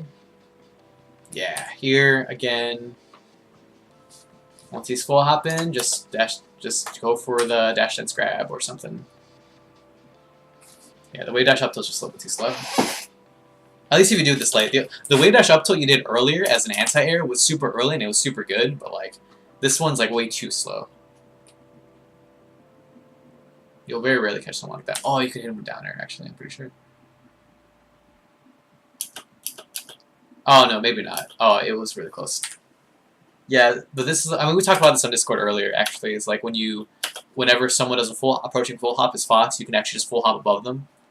And just come down with down air, but just a little bit off. It's because you up aired, yeah, you just you couldn't come down with down air. Or you might have been able to, it would have been really close. I'm not sure. You got the shine anyway, but he held down. Okay, he had good DI on the lasers. Yeah, laser forward smash, not so hot here. Again, this is another situation right where I would up throw. He's going to double jump. People love to double jump after the up throw, and I'm just going to dash chance grab him again. And just reset the scenario over and over again until like he comes out with a different option, you know? Oh, he should have nared you. Okay, this situation is going to happen a lot, apparently. Tech roll away. It's a double jump downer. It's going to happen a lot. Actually, the up tilt's a pretty good idea, too. It was probably going to whiff anyway because it was too slow, but I still like dashing away here.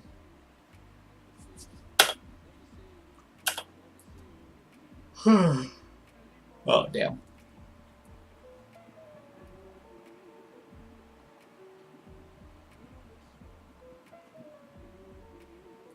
Ooh. Let's see. Trying to figure out. Yeah, okay, so first off, let's see. Where's the spacing on this laser? Yeah, laser nair here. Again, not really gonna... It's very rarely gonna work. It's just too far. Like, Falco can't travel that fast there. That's why he was able to full hop, like, before any of that, right? And normally, yeah, it's because... You got kind of lucky, like, you did full drift forward, and, like, he drifted straight down, so that's why he was able to, like, avoid it, but, like, a lot of the time you will get drilled for a laser nair like that. So you have to be careful.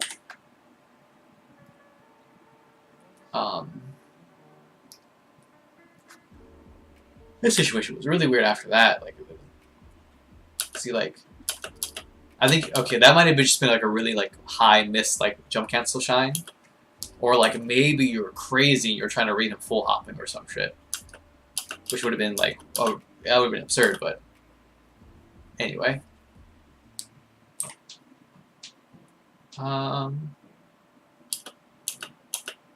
Okay, that's fine. Okay, here, let's see. Why do I... Oh, okay, let's see. Let's see, that's bait then. Oh, wait. Where is it? Here. Yeah, I mean, that's pretty good.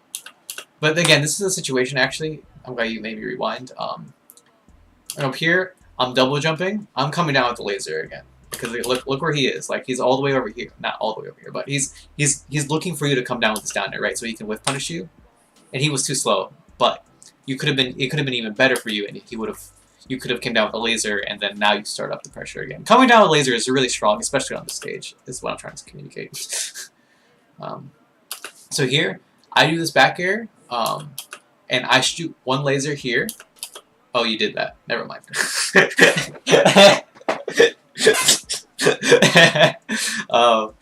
I do that laser, and then I get really ready to cover him double jumping. Which, I mean, and wave dashing back come with this laser is fine too, but basically a lot of people,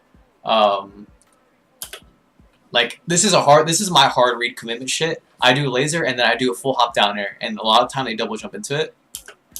And he would have double jumped into it, especially this time, actually. Or, like, let me see how fast it would have to be to do it. The better way the better version of that, and it's a little bit harder to do. You do laser. Once you land, you move the stick to neutral, and then you do slow turnaround, or like you just turn around, like a standing turnaround, and then you do a back air, a full hop back air instead. That way, like, it's not as committal as doing the full hop down air, because like the full hop down air, like if you miss, like you're kind of fucked. But with the full hop, you basically do a full hop in place rising like back air. And that way, even if you miss, like, it's not that big of a deal. The only way they can really punish you is if they, like, ledge dash perfectly and get under you. But, like, even then, like, you'll probably be fine. But that's like, again, like perfect melee. It's just because once you land from laser, you're gonna enter a standing animation, and that's why you can like confidently like laser, turn around, back air. It's kind of like it's a hard motion simply because like if you do the turnaround too quickly, you're gonna dash instead, and you're gonna be out of position. Um, yeah, full hop. You don't have to do the double jump. Yeah, full hop is high, dude. Full hop is really fucking high. Like, let's see. I'm gonna see if we can do a full hop soon. Oh, you should grab ledge there. Actually, let's see. How we talked about a full hop earlier. Come on, full hop, full hop. Can I get a full hop here, please? Actually, no. Yeah, it's this back here. Oh, look how high you jumped from the full hop here. Oh, damn it! You interrupted it. You can okay, whatever. The point is, you can jump really fucking high. With so again, land here.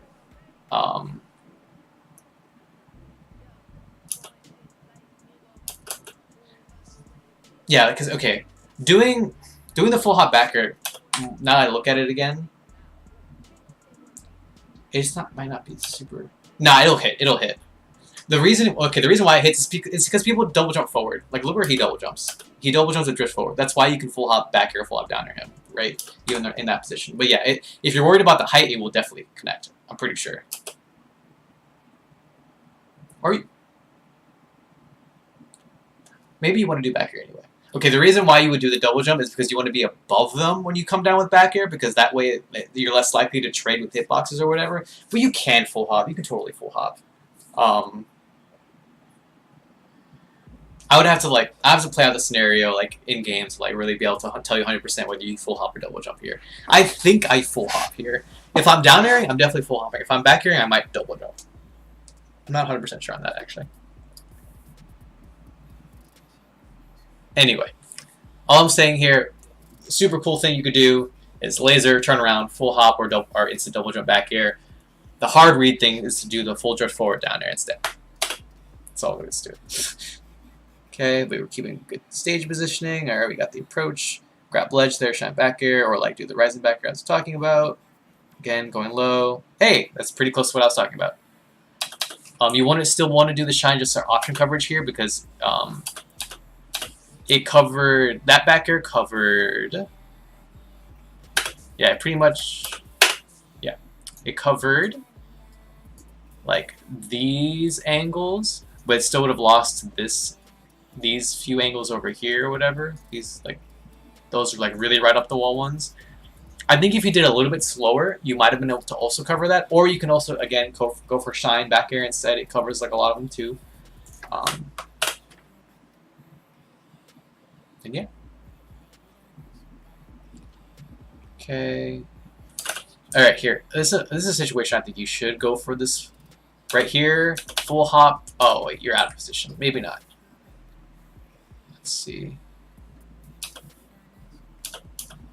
Yeah, this one's fine. Never mind. I was thinking like this might be an opportunity for you to try out the laser full hop in place, or not ignore the laser, just full hopping in place to beat him doing the nair. But I think you're too.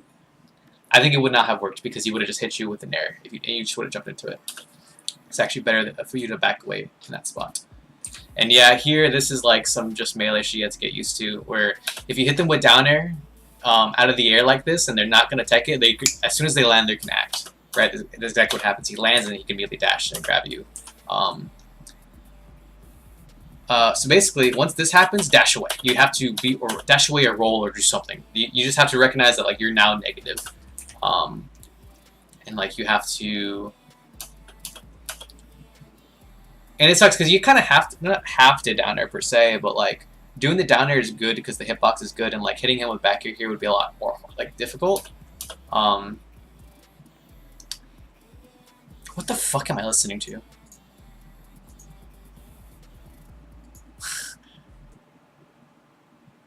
Whatever. Yeah, and this situation is kind of hard, like especially because you traded with the first set of up airs, so like you're falling so quickly after this scenario. Yeah, it's hard. perfect world melee is to wave land back here to avoid the grab, but that's really hard. Okay, forward smash, laser, laser. Could you have done the Quacker? Nah. Or maybe, actually, yeah, you just want to delay a little bit higher here. So, forward smash, run off instant double jump. You fell down a little bit, but if you do the instant double lasers might have been able to sneak the jump. Maybe. It's close. Probably not, honestly. Downer. Oh, what the hell. This is actually not the worst snare I've seen ever, but... Because if you downer, I mean, he might attack on stage, but you probably just want to go for down. It looks like you missed, honestly. It looks like you didn't mean to go for the nair, but... Or maybe you did, and like you were just going for some really swaggy shit. Damn, he DI'd so far in. It might have worked if you went for... If you want to go for a hitbox to mix them up for SDIing in this spot, you want to go for rising back here, because rising back here ends really quickly. And if they DI in a rising back here, then you will get the down air. And maybe not this percent is actually pretty low, and it might be a lot sketchier, but yeah, you probably want to do back here if you want to do like a cool hitbox in that situation. It's pretty much all but guaranteed if you get the DI in on them, or if they DI in on you rather. Okay, yeah, approaching laser again. This is like classic like laser. I approached Fox guessed right. He drilled me in place, and it's why you want to do lasers in place for most of this matchup. Full hop downer. Oh, yeah. Again, this is probably another situation where you just want to come down with back air instead. Oh, yeah, lucky. Yeah, here you want to grab it. Just grab it every time. Full hop. Grab it.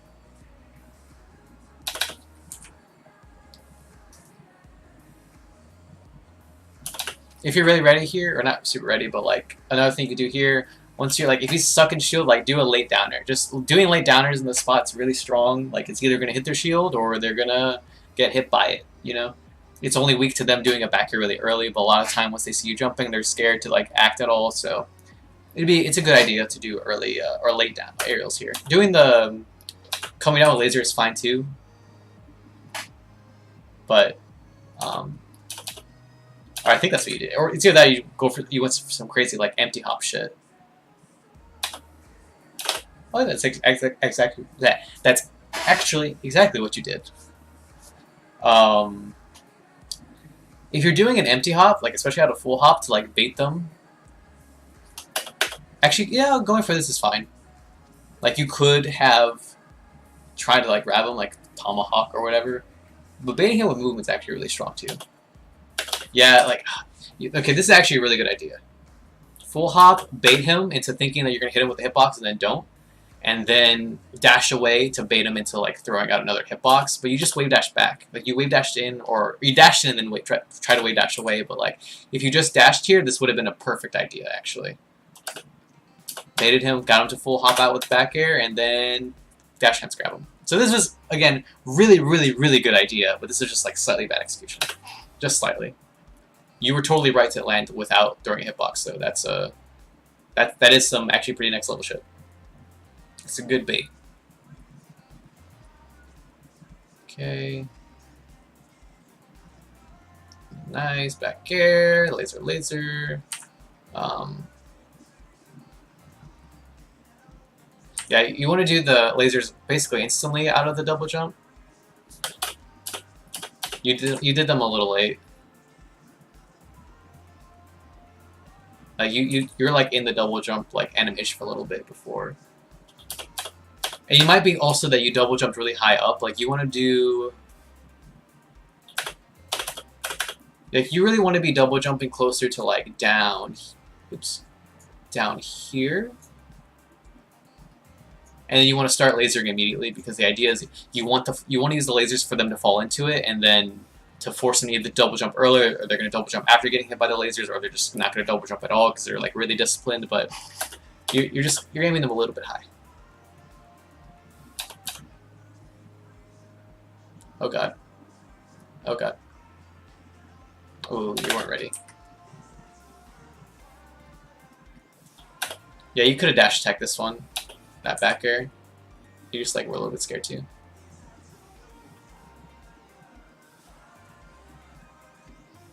Regrab. Oh, he's not really what you're supposed to do there. Yeah, here it is again. This distance, laser, approaching aerial. Gets hit by that full hop almost every time. Gotta be careful. That's the real lazy one. Yeah, he just gets you a turn winner. Okay, finish game 2. I'm gonna take a small break to eat real quick. Excuse me. I just haven't eaten since 3 o'clock, and I just like basically forgot.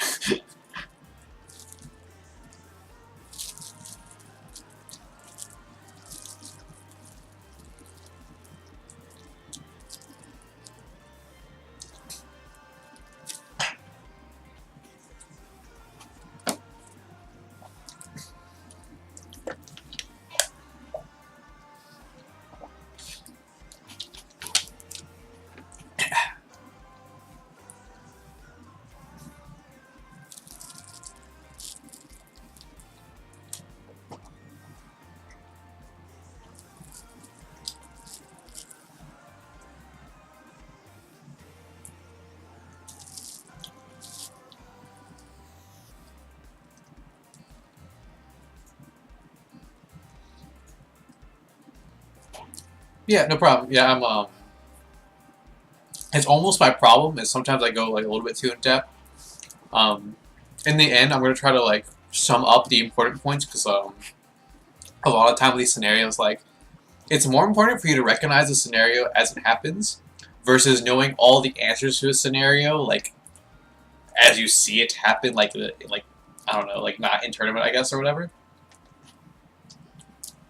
Just because like it's honestly like everything that I'm saying that's really thorough. Like this is all shit that you're just kind of gonna learn by yourself, just by being exposed to that scenario over and over again. So yeah, honestly, what I would say a lot of this time is, or a lot of the time with the situations that I point out, as long as you can recognize it, not so much know the answer every time, but so much as you can like, oh, I remember I remember this scenario, and this is what I'm supposed to do in it. That's going to be a lot more helpful because instead of like you trying to react like, oh god, the scenario's coming, I need to do this. It's going to be more like, oh, this scenario is happening, I'm going to try this, and then you're going to like be exposed to it. You're like, okay, I know not to do this anymore, and then that's going to, if you can learn situations like that, and learning how to like be like, I guess, be curious and like try different options, like a lot of the stuff that I'm saying, it's going to come very natural to you, and then it's just going to be easy peasy subconscious mastery shit, and you're going to be great. That being said, I think it's also pretty good to know like a lot of the reasoning behind like why I recommend this option. That's why I'm usually pretty thorough about random shit. Oh, and there will be a VOD probably. Howard usually uploads my analysis, so if you ever need to go back, because a lot of the stuff is like, it's a lot of information. So I'm sure there will be a lot of time where like you might be able to remember this one thing, but like you kind of forgot this other thing, so you should be able to go back and like kind of refresh your memory.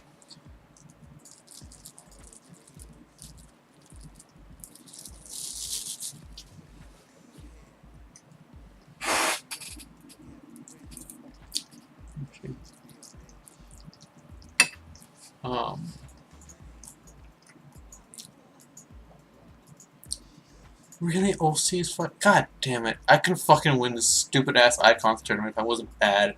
God damn it! I was so mad at fucking lost this tournament. I lost the biggest fucking scrum on the fucking planet. Fuck. God damn it! I need to stop leaving that bracket.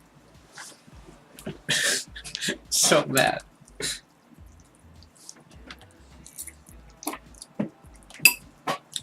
Anyway, let's move on to game 3. I think this goes, there's only 4 games, so. And I'm pretty sure we're at the point where we're going to be having lots of repeat themes, so these games should be going by a lot quicker.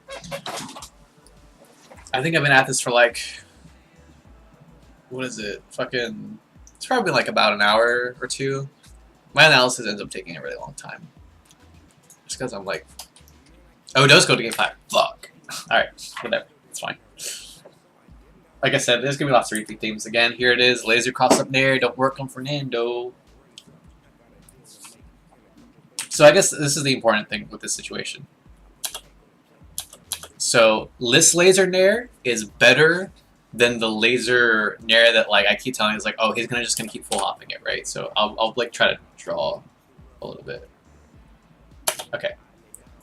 So this distance laser early nair is pretty good because they have to shield it.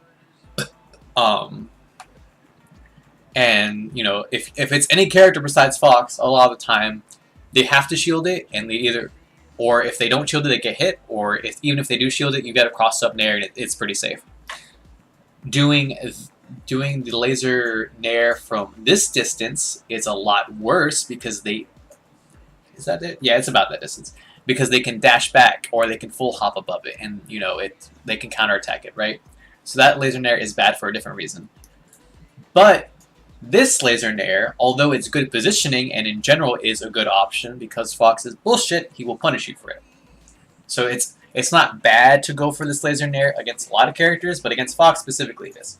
So that's why like this nair, that's why for the other laser nair I talked about like, oh, this is bad spacing, versus this one's like, this is okay spacing to go for it, but it's not, it's just because it's Fox basically. You can kind of take advantage of the fact that it's Fox and be like, oh, I know that Foxes will like to hold shield in this spot. I know that I can safely go for a late nair here, but that's kind of pushing it, and basically it's better to just like, the only laser I really like against Fox is like the laser approach that happens right fucking here. It's like when you're standing right here, you do a laser and then you go laser nair, or I'm sorry, laser shine. That's like really the only time I feel pretty safe like doing a comfortable approach, or the only time I feel comfortable doing an option that's so brave like against Fox basically. Anyway, that was probably a little bit poorly explained, but the idea here is that the laser nair is not going to work against Fernando. The cross-up one rather. Yeah, you want to up air here. So against the side platforms, the tip of back air sometimes hits, I think. The tip of back air will go through the platform, up air will go through the platform, or fair goes to the platform. But not that hitbox. Again, it's like the tip of the foot hits through the platform. So if you did drift forward back air, you might have been able to hit him. But I recommend just going for up air here, honestly. Like up air, like you can fair him too. Like fair goes really high up. And again, for this nair, I would recommend going for up air because, like, again, up air on the side platforms, like, I usually use them to preemptively read platform movements. So like if I'm reading like Fox running off the platform, I'm just gonna place an up air right here. Like, okay, well, he's right here too, especially. But yeah, you can either, I would recommend up air. Up air will be more consistent, but you can go for back air here too, because again, back air hits pretty high up, but nair is way too low. That is true. Yeah, it is pretty unsafe versus shield drops, but like a lot of time, people don't shield drop. It's Louisiana. Who gives a shit?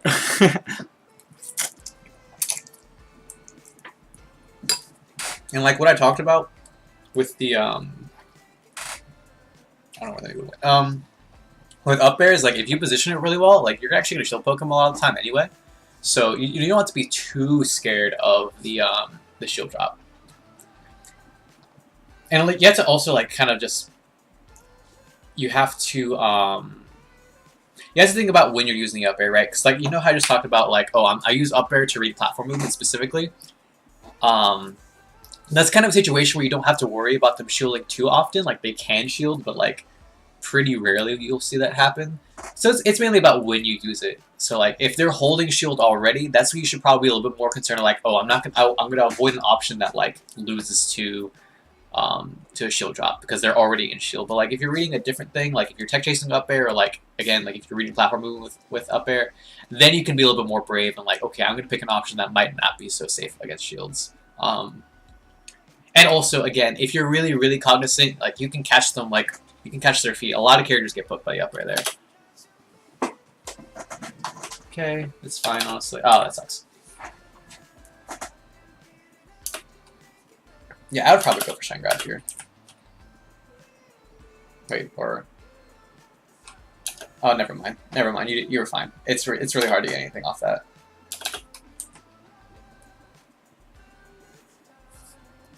You just might want to up it out of being lazy. Or actually, okay, I just didn't realize. You probably could... Yeah, okay, yeah. So technically, because it's so hard, it's very, very, very, very hard to get anything off this shine at this percent because they're right next to the platform, right? It's kind of obvious, like they're just going to lance around to the platform. But there actually is one thing you can do, and that's, oops, I fucked up. You do shine, double, or short hop shine. Shine, waveland. That way you hit them way before they like have to land on the platform, and like instead of going for a tech chase, which is going to be really hard, you can do shine, double, or short hop, shine, then waveland, and now you're like on the platform and they're still in hit stun. Instead of having to worry about the tech chase or whatever. It's honestly not that hard. It's like it's basically like a more lenient double shine because like well you're trying to shine them out of the air, so you don't have to like really worry about doing it frame perfect or anything. It's kind of fast and you have to be like pretty like ready, but that's what I like to do a lot. It's really good against Fox, like at the 0 to like 15 range. Yeah, it's really good, and it's a lot of the time it's gonna be way more consistent than trying to get the follow up off this tech chase. It's just too fucking hard. This is whatever. Let's see. Yeah, approaching laser. When you're invincible, especially a lot of time, they're going to be double jumping and shit. So again, this would have been a little bit better if you're like, if right here you go laser, react to them going in this area. Okay, it would have been better obviously you were like turn around, but like, you know, laser, like be in this this like general area, stay here. If they come down, you hit them. Like honestly, coming down with full hop, this is something I don't really talk about. If they're coming down with full hop, then it's probably a little bit better to like punish them coming down full hop with the laser, because that way, instead of trying to react to them landing off the full hop with an aerial, and like also trying to react to them double jumping, like that's a lot of shit to like kind of have in mind. So instead you can be kind of lazy and just cover one option with laser and then like be ready to cover the other option with like a more like a bigger rewarded option, like I don't know, like an up tilt or back or some shit. All I'm saying, maybe stay here, shoot a laser here, cover him falling down to the ground, and then be ready for him to double jump, and then maybe come down with a different, like, you know, come down with back air with like that whole like that visual cue that I gave you earlier with like, okay, actually I can just paint it here. Once he's like up here, you know, he has this drift available to him. So now, as long as you're standing like right here, you can just react to everything. You know, react to the drift at that point. Because it would be really hard for you to like, in this spot, like, see him full hopping, be ready enough to like react to him coming down with an aerial, and then trying to whiff punish that with an aerial, and then also being in position to cover him double jumping and shit. Like, it's too much. So that's what I recommend. Just good positioning shit. You could probably also just be, like I said, just be lazy. Just stand right here where the red is and cover pretty much everything. Laser nair. You got lucky. You get punished for it.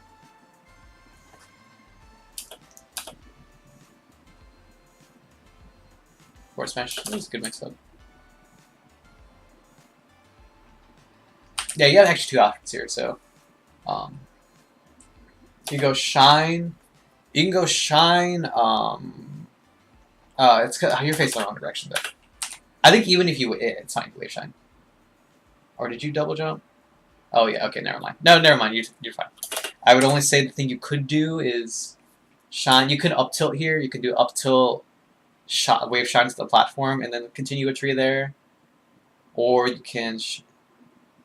You might be able to wave shine him again, like just short hop and shine him right now, but like it's a really tight window. Forward smashing is fine. I actually usually do this too whenever I like fuck up the wave shine a little bit.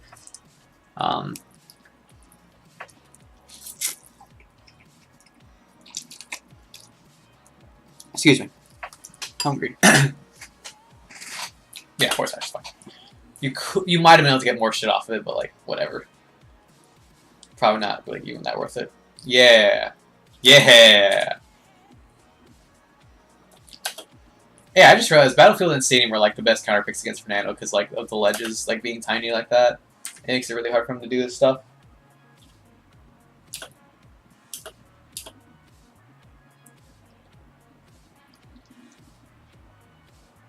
Hold on, you might be able to. Whatever, it's fine. Doing the down air is like pretty much correct here, just because he doesn't have that many angles available to him. I was thinking of like a full tree you could do, but like whatever. I'll get to that later, maybe. Good. This is perfect. You see that? Come in with full hop, laser grab, easy. It is hard to follow up on that up there sometimes, though. Especially this percent. You can sometimes get a shine, but, like, it's hard. Oh, you got so lucky that downer was hella unsafe. Yeah, Phantom moves, whatever. Oh, hell yeah. Let me see, though. I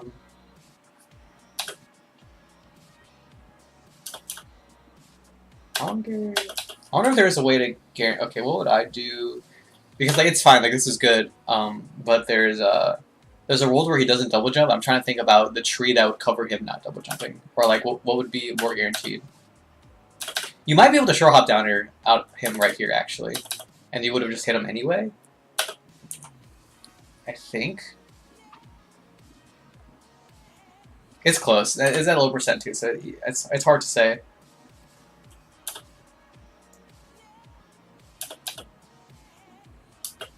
I just wish there was a way to really make sure. Like, this is probably a situation where you should down smash just in case. Like nair down smash or like nair forward smash even. Even nair up tilt, like because yeah, it's so far in. Usually the reason why I'm like even bringing all this up is like although you got the kill, like it's better to a lot of time to have the punish game tree be guaranteed even if he doesn't quote unquote fuck up. Like him double jumping instantly is not him fucking up, like that's him making a decision. But instead of doing an option that only covers him making that decision, you can do options that like cover more shit, basically. That's why I think doing the nair short hop downer would have been better, I think, but it's hard to say whether or not you could have even done that. Pretty sure you could pretty consistently get nair down smash, but this DI is so far in.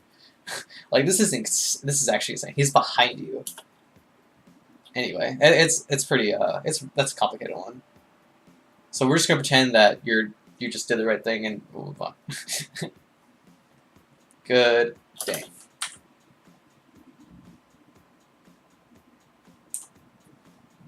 Let's see, what's this? Yeah, it's kind of hard to get. Okay, so let me think about it one more time. Okay, what I would actually recommend here, because think about it like this. Like, let's pretend the side beat didn't happen. Down air shine. So if you shine him, right, and he DIs away, you have to think that it's actually really hard to get anything off of that, really. Like, well, let's rewind a little bit more. God damn it, I hate Twitch. Okay, right here. So you shine him and DIs away, like, he's going to be, like, way the fuck over here, and, like, since you're on the platform, it's really hard to get anything, especially at this percent. Like, you might be able to, like, short hop towards him and nair, double jump nair him, and he'll be off stage, that's, like, pretty good. Or like you might be able to like short hop, try and turn around back air, but that's really hard. You might have to like read a double jump here in order to get a follow up off the shine. But what I was thinking instead, so right here, you do the shine, you go towards him, and instead of doing the down air, you actually hit him with hard nair. Hard nair, I think almost no matter what DI, he'll pretty much always land about right here. So you do nair. You might have to ledge cancel, I'm not sure. But basically you're gonna be running off. This is gonna sound like a little bit wild, but you do nair, run off, fair, then you can either forward tilt, or you might be able to forward smash him, or you might be able to down air him. Like if you're crazy. Basically it's doing the down air shine on the platforms are like it's really hard to follow up on a lot of time because you have very little space to work with here, and at this percent there's usually just not enough hit stun to like do much off of it anyway.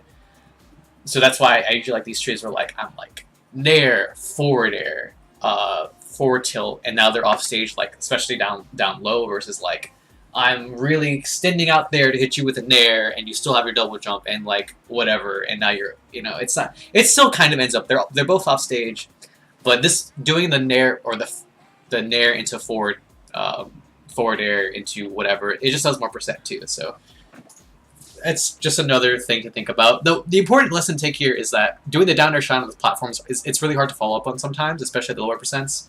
So doing these other crazier trees, sometimes it's more worth it. Even if they are more difficult. That's some shit where like you have to really be like, you have to be really comfortable with your character where like you could see like trees like that, or like, oh, I actually have this option available to me too, instead of just doing the pillar combos all the time. That'll help a lot, especially against like the fast falls, like in this type of situation. And obviously you side beat off, but like whatever. Obviously the side beat's supposed to be shine anyway, so that's why I brought it up in the first place.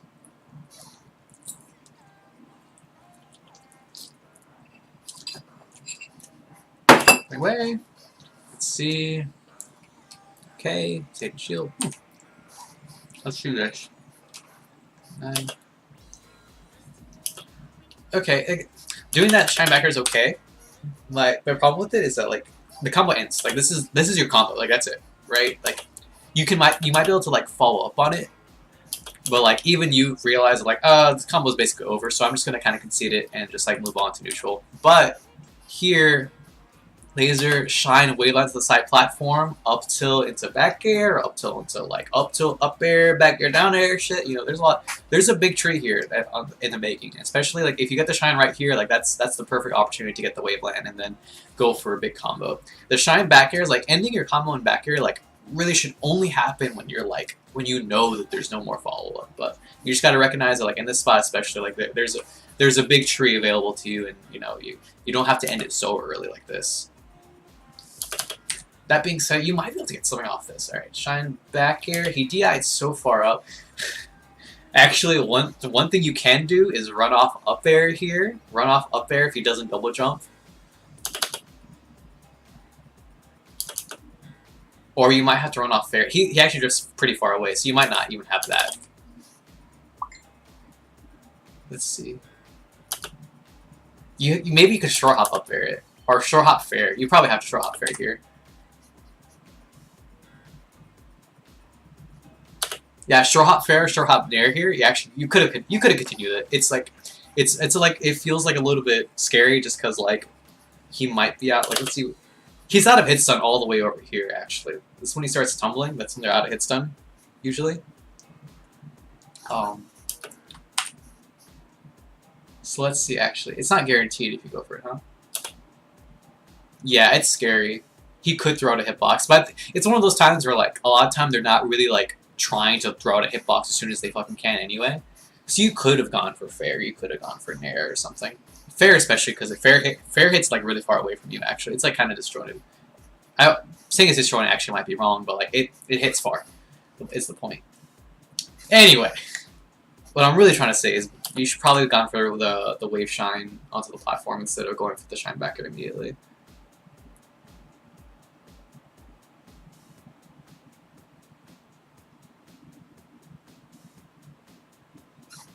Okay. Here, laser.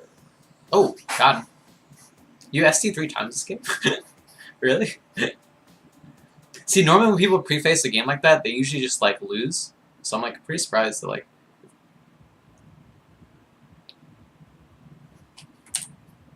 I'm surprised like you SD 3 times and like you're also just like winning. It's pretty sick. Okay. Okay, pressure. It's fine. Oh, you do lose. Damn it. Sorry.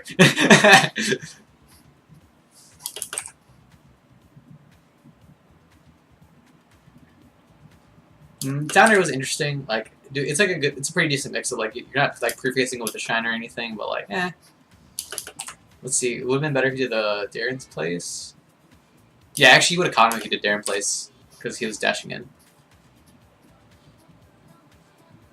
But whatever.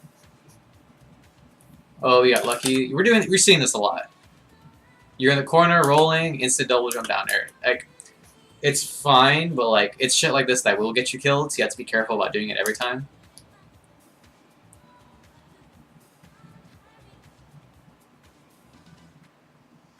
Let's see, actually, I noticed one. Yeah, this happens a lot too. So it's like this weird crouch cancel shit that happens sometimes. Like, look at the snare. Like, the snare hits you, doesn't knock you over, you instantly shine, and like, down air.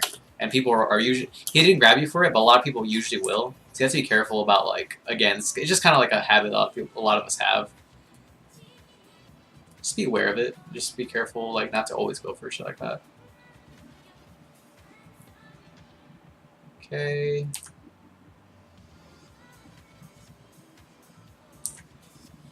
After the see she shine.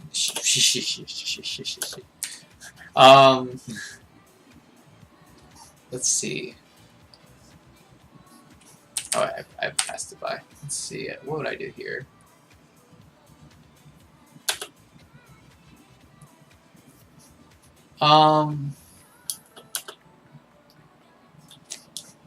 Doing the downer actually isn't. I should have said it differently. Doing the downer is actually not terrible. The issue is the drift. You're doing drift forward, right? So like that's a lot easier to catch with a dash dance grab. Because like, I think it's wrong for me to say that like, oh, you shouldn't have done the crouch cancel shine, because like this is a pretty okay spot to go over crouch cancel shine. You just happen to get knocked out of the way, and like he had enough drift to avoid it. It's just kind of like one of the situations where like, if you're in subconscious, you recognize it. You actually do the shine, and then you're like, oh shit, okay, this missed. I'm going to do a fade back downer because I know that this is not going to hit if I do full drift forward, and I might as well just cover myself and be safe from him dashing in. That's probably a lot better of an answer instead of just saying like, oh, just don't down air and just don't be lazy. You can also just wave shine out of shield backwards. That's fine too. But I think in a moment like this, it happens so fast. A lot of times you're just going to do like a hitbox, like a down air or whatever.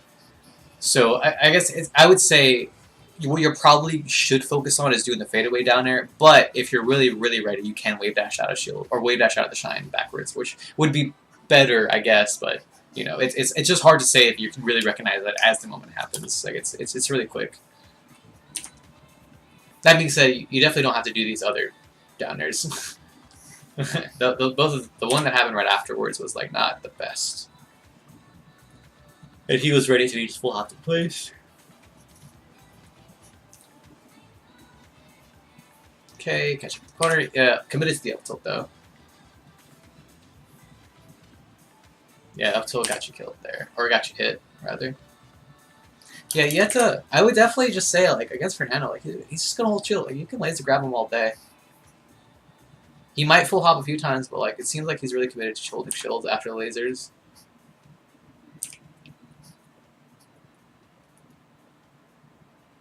God damn. Don't care. Ooh. Yeah, you're just a little bit scared to commit there. If you're really ready, you should just grab it here, I guess, but yeah, keeping corners fine too. Okay, got a little bit lucky. Downer. Ah! No. Yeah, if you go for the suicide downer, full drift right here. Yeah, you have to do the suicide downer here. You don't, when it's guaranteed like this, whenever he's on his last dog, you just go for it. Like you don't have to worry about like doing a downer that covers options or whatever. It's like you got men in the middle. It's like you have two options. You have the suicide down air, or you have the rising down air, and you decided to go the suicide rising down air. It's kind of funny. You just like pick the one option that like, basically the one option that like would not cover either. Oh well, like it happens though.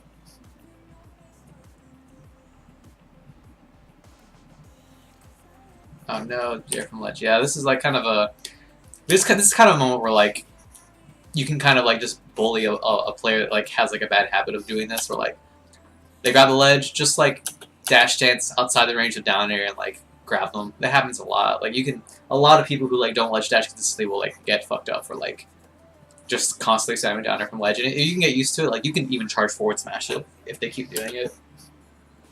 But like in general, like the ledge dash etiquette, I would say, against ledge dash or against foxes with good ledge dashes, this is the safe distance. Anything closer than that, it's dangerous. Just because if they're good at ledge dashing, they will fuck you up if you're like anywhere near this range. So you might not have to like gone so close and try to back air him or whatever. Especially like, okay, this is actually like a kind of important thing. When someone grabs a ledge, there's actually 7 frames where they can't act. So you can predict whenever they're like, you can have a pretty good idea of like, okay, they're about to act right now. So right now he can't act. right now he can act, or like he's about to be. The circle is like one of your best visual cues. If it's like really big, he's probably about to be able to act. So now is when you should be expecting him to start a move, and this is about the time where you should like start moving towards like trying to hit him, right? So instead, I'm just gonna use your wave dash as like your cue. You challenge him like already, but you should have been challenging him right there. That's when you should start. That's when you should start wave dashing towards him, because that's when he's like gonna start his action. And because now you're like pretty close to him, and now he's about to throw his hitbox out, as opposed to like if he acts first, then you get closer to him, and then you like hit him with the back air or something. Yeah, because now basically you get there too early, and now he's gonna like double jump and hit you with down air and shit. Anyway, that's all. There's kind of an easy way. I think it's very important against Marth if they're like ledge stalling you a bunch to like really pay attention to when they grab the ledge and like try to keep track of like, okay, he can act now, he can act now, he can act now, as opposed to like you grab the ledge, he's gonna act right now. Like there is a frame where he can't act, or there's 7 frames rather that he can't act. So it's kind of good to keep that number in the back of your head. Not so much like to precisely remember that he can act in exactly 7 frames, but more like he has to wait a second before he can act. Oh, that sucks. Yeah, he caught you dashing back. Good DI. Good shorten. Oh my god, the flames hit so high.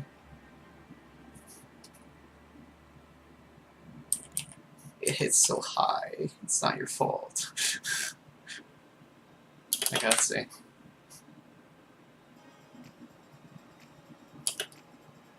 Yes, this actually isn't the worst. Yet, if you knew, you could have held shield here, but it's hard.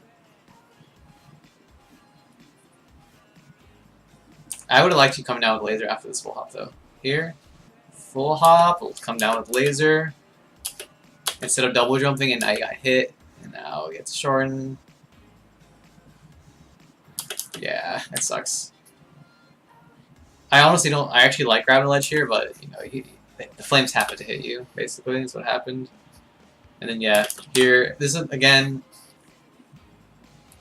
double jump, drift forward here. Hide yourself behind your hitbox. Like instead of like having a wall, like a fucking single like dinky ass wall of back air, you could have a fucking like triangle of back air. You know. So and it could have saved you here. It's like not only about the back air positioning you like in a safer way.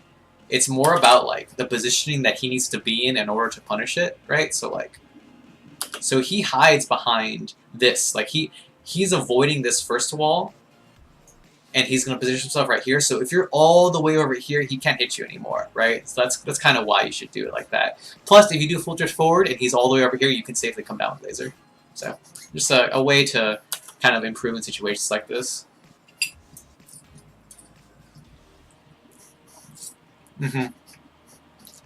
Exactly. And it's very hard. It's very hard to perfectly space outside the back air like that, and also be close enough to punish you. Like it's a lot to ask for.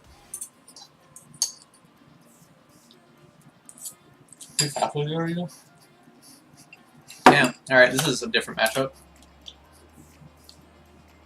Damn, he started off fucking strong. Jesus, 3 lasers in his face. Easy. Yeah, but here, he did best way to reset neutral as Falco in the Ditto is full hopping after that laser. That's exactly what he did. So he actually did a really good thing here. Kind of a thing, this is, when I'm playing the Ditto, and this is how I play any matchup, especially, like, this is, Dittos are, like, even better way to, like, describe it. This is matchups. Most of the Falco matchups are very based on what each character is doing after the laser. So first thing I notice, if I get hit by that, it's like, okay, he's going to be full hopping after laser a lot. And I'm going to be hard reading that more often. So once I have laser control, I'm going to be doing like lots of laser, and I'm going to like dash dance bunch, because I'm looking for that full hop, because I know, at least the first time, that's what he did. So it could help you a lot in the future. Oh, we got lucky. Let's see this up there. Up there. Yeah, you'd have to.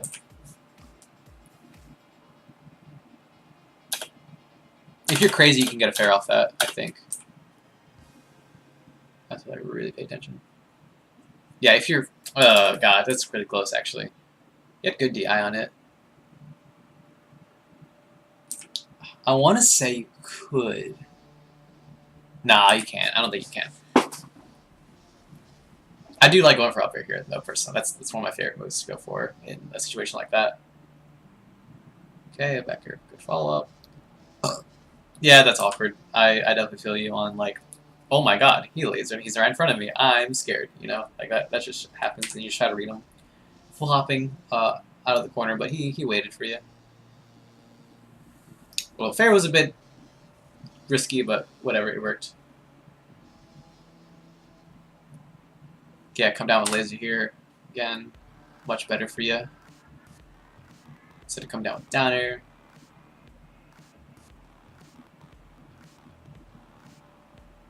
Oh, I like this. This is good if you're ready. Wave shine behind someone's shield. It's really hard for them to punish again, because they can't shield grab you. Wave down. Hold down here. I just like holding down and just like buffering the shine. Like I am so ready for you to roll into me. And it's a good positioning too, because like a lot of times it's not like they can really like, because they're stuck in like they're in their shield. Like they're not in a good position to like really punish you and like even hit you with an approaching aerial because they're like stuck in shield, you know. So like you can be ready to react to the roll, and then like if they don't, like you have a lot of time. Like they won't hit you with a very fast option unless they're like super ready and hit you with like wave dash out forward tilt or some shit. Anyway, well you got lucky. This actually that downer did not connect the way you wanted it to. Yeah, that was an anti-air. He could have timed you right there if he was ready. Got to be careful with those. Yeah, because of that, because of situations like that where they might jump, coming down with back air is a lot safer, because like if the back air connects, like you're still going to get the shine, but that way even if you hit them out of the air, like it's fine. Like you don't have to worry about like, oh god, he's gonna crouch cancel the back air and hit me with shine, because he might, but doing back air is better at hitting out of the air than down air. Yeah. Okay. You're on camera. Yeah.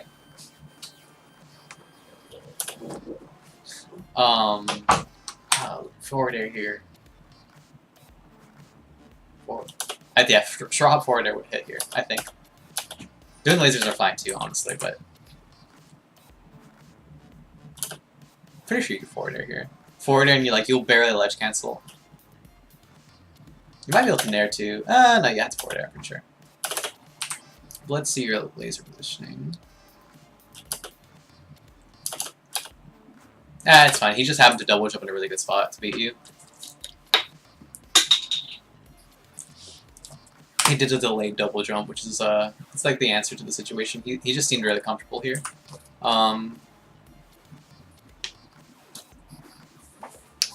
Yeah. Oh well.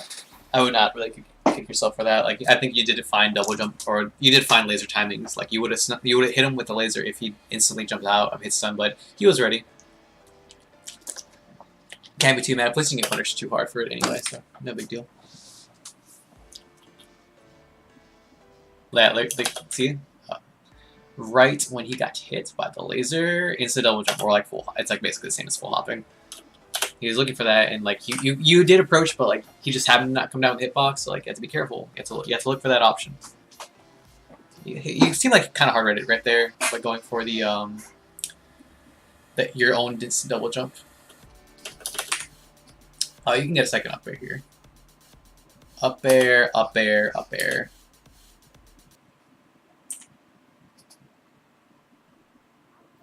Instead of having to go for the back air that early. Ooh. Why'd you go for this? Yeah, here, like, it looks like you were trying to, like, cover him, trying to basically tech chase with the snare, but, like, there's no way you had enough time.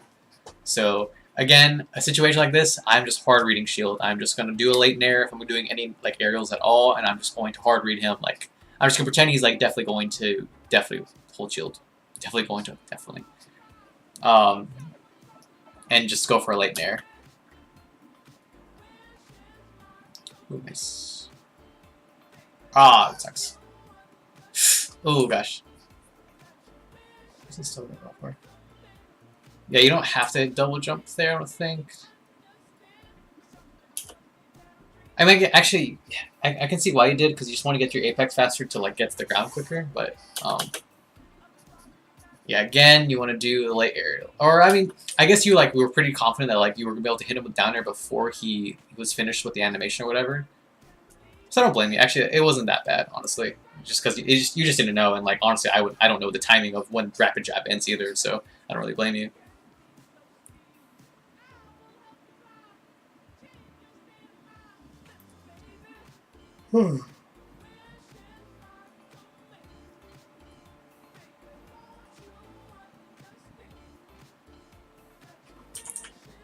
I just thought a lot of this shit just passed by without saying anything. Let's see. Okay, yeah, here you do lasers to cover with him falling. He forces a double jump, and then right here, what I would recommend is immediately hiding under the top platform.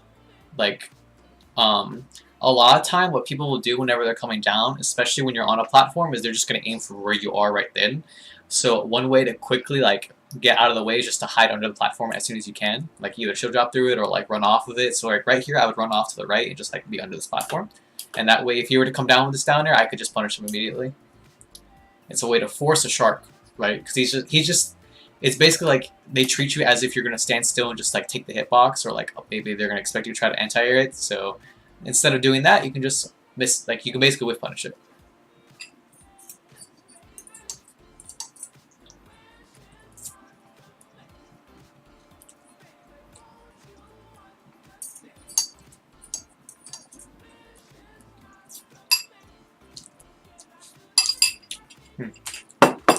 I just double laser.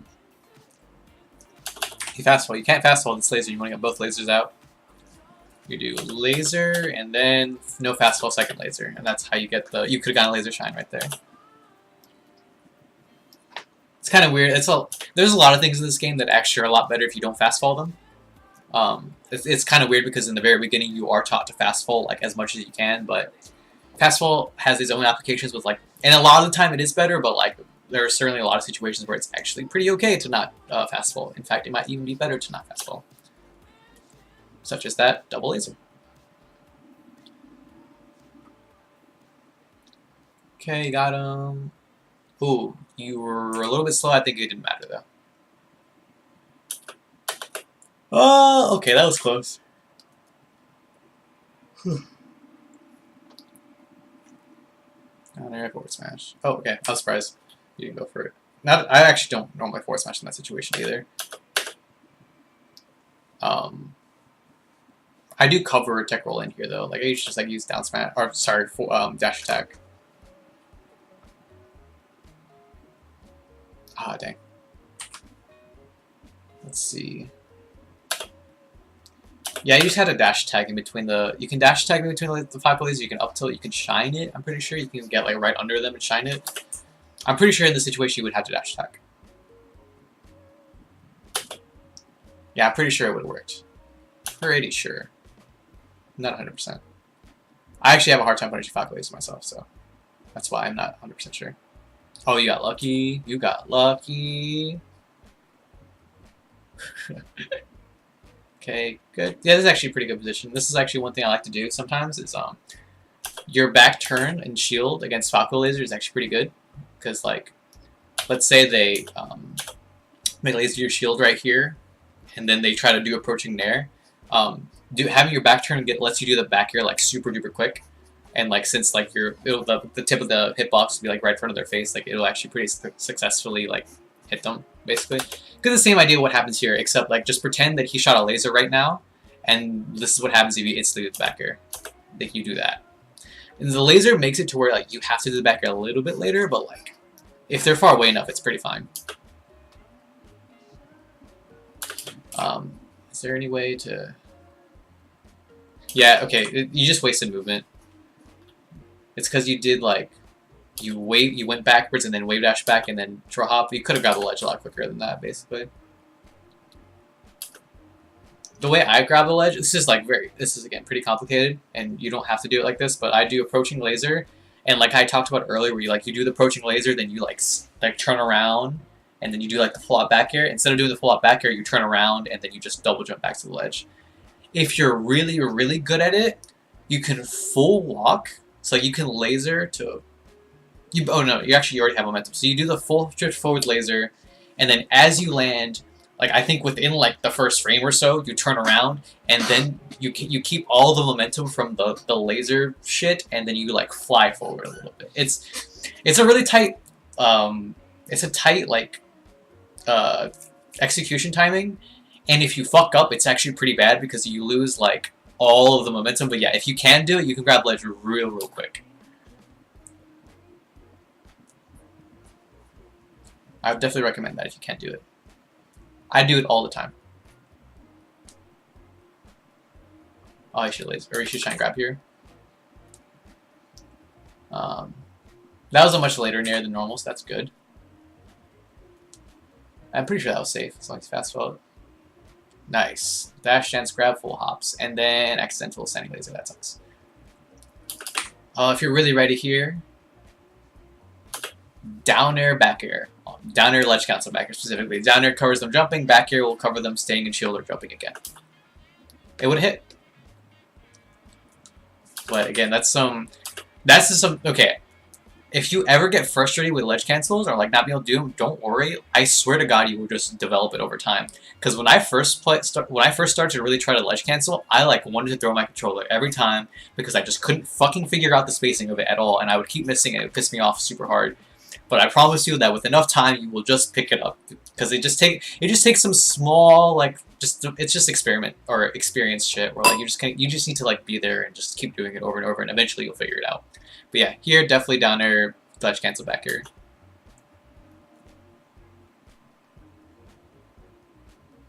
Oh god.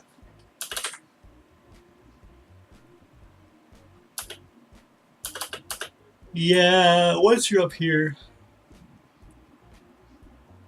Once you do this down air, just drift to the platform, just like, especially if you do an early down air, there's like pretty much no reason to go down here, so just commit, just like, or just concede and just like, fuck it. Like, if you hit me on the side platform, you hit me on the side platform, whatever.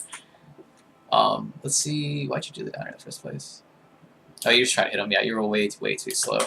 Once you're here though, like, again, they miss, you just react to them, you pick them, like, cover down here. Do not try to hit them out of the air, it's too hard. Even if you like, especially when they do like an aerial, it's very rare where like you'll see them like actually double jump after that too. Like that's not really a spacey or like a fast faller thing. Like there's some exceptions of course, but right here I'm just like, fuck this, I'm just gonna grab him right now. Like grab him as soon as he lands.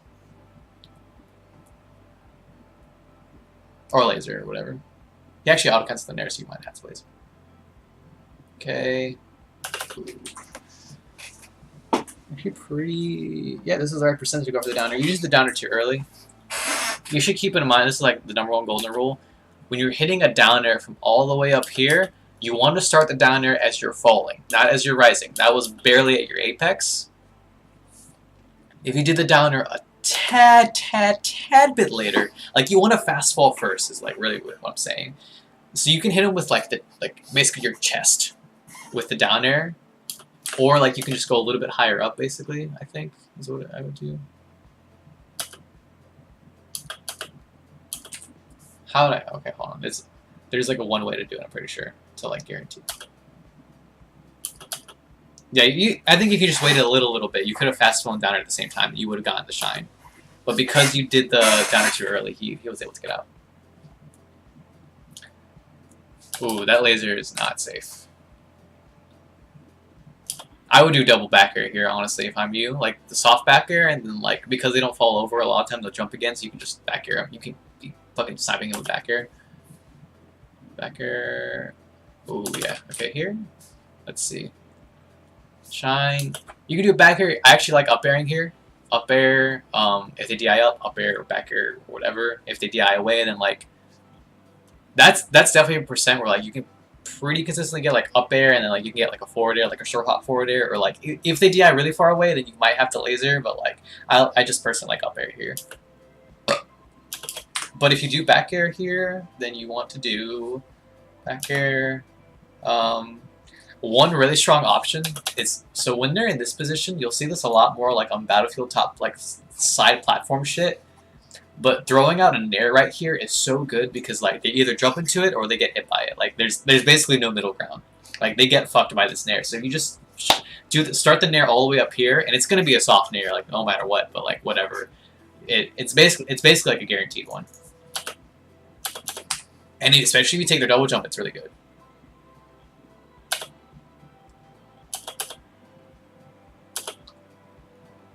Ah, see, this is definitely a spot you can get that up air poke. Look how exposed his feet are. But let's see. Actually, you might have just not been in a position to really hit it. Yeah, you could. Oh no, you could have. You could have. If you went for up air here instead, you could hit him. Oh dang, that's lame. Yeah, like here, like, you're just a little bit too close. Like a good flowchart is basically just like react to the side B thing with down smash and just like hope you hit it. Falco's a lot harder. Fox you can react to pretty easily, but nice. Yeah, you can down smash that one for sure. Yeah, again, like if you just refreshed, it would have been a lot easier for you to edge guard here. Oh god. Oh yeah, you got. It's either you had good DI or you had bad positioning. Yeah, that's how you get out of the Falco combo. You DI to the right here. I actually haven't talked about any Falco combos at all, or how to DI out of Falco combos, but I guess that wasn't really too much of a problem this game.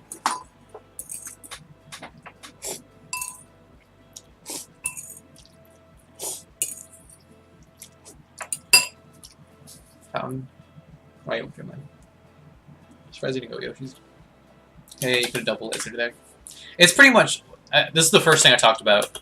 But it's usually whenever the starting positions are on the side platforms, that's when you do the double laser, just to be clear, I guess. Okay. So, laser, he full hops.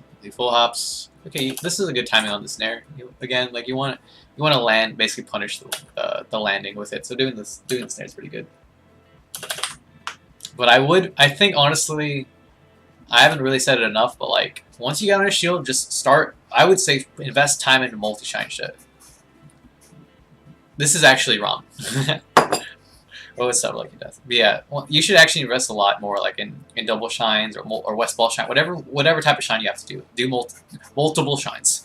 I think that would help a lot against him. Oh, is that you, Fernando?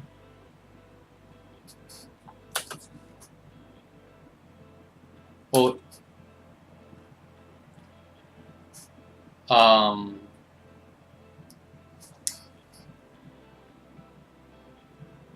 well, I mean, even if you played Poopy. Oh, first off, the last time you and Worm played, you guys did not play on stream. But I mean, even if you played Poopy, there's always stuff to learn in almost any set you play. So yeah.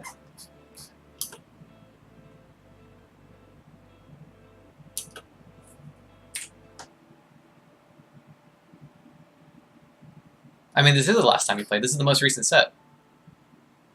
The set you played on Saturday, I don't think was on stream. I'm pretty sure it wasn't. I watched it off stream.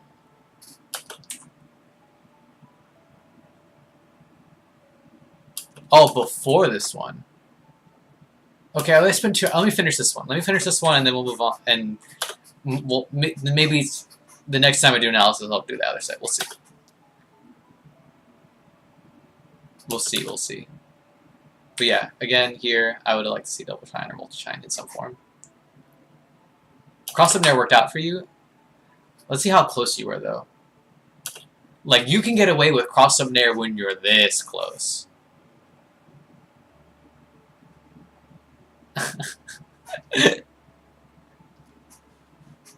I'll put you in the queue, Fernando. But yeah, if you're this close, you can get away with the cross-up nair, but honestly, I'm surprised you can even do it like that.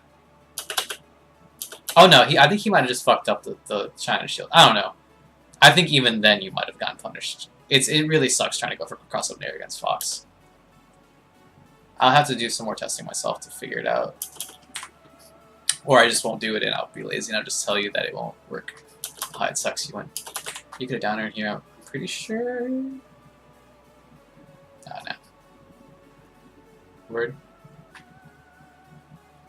Okay, this is the cheese. Look, here's some cheese for you.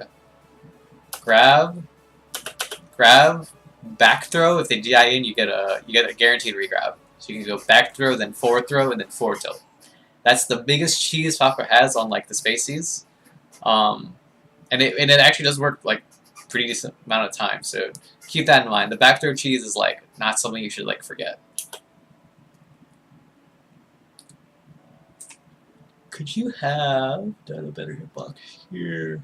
You might have been able to. What I would recommend is like once he double jumps, just like wait for him to land and then do the down air. Instead of hitting him all the way up here, because again, he's not gonna be in like tumble, so he's just gonna land immediately and he can hit you. He didn't hit you here, but like instead of like being scared and like definitely not getting a combo now, then you could just wait for him to land and then do the down air shine and get a guaranteed combo starter. Yeah, you can also do down throw regrab. That's true. That's why it's like a small mix-up, kind of, where you can do back throw as a mix-up and then do down throw, because if you want to DI the down throw, you have to hold away. But if you hold away and then they do back throw, then they hold in on the back throw. But they can just react to the animation anyway, so it's not that real of a mix-up. It's Slap City. Maybe next time. I've been streaming for 7 hours, so I am totally done after this set. But maybe next time.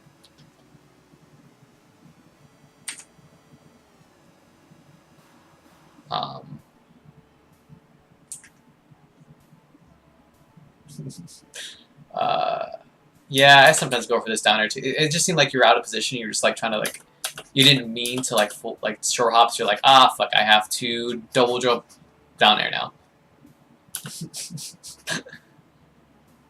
Society. Okay. The funny thing is that's not even J-Salt. That's actually a Nando here on J-Salt's account.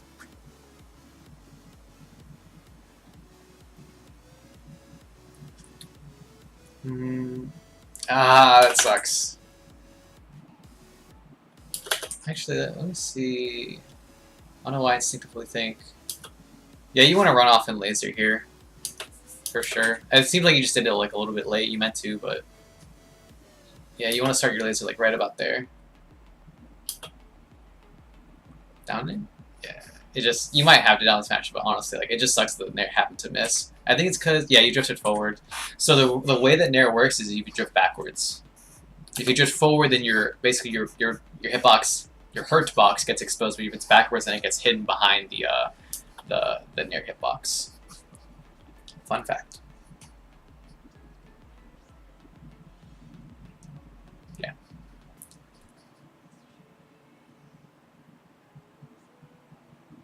Kind of funny how it works. Yeah. It took me a long time to figure that out, too. And I actually don't even know 100% of, like, even if you do, like, the fade back, you might get hit sometimes. I think you would very rarely get hit, but, yeah.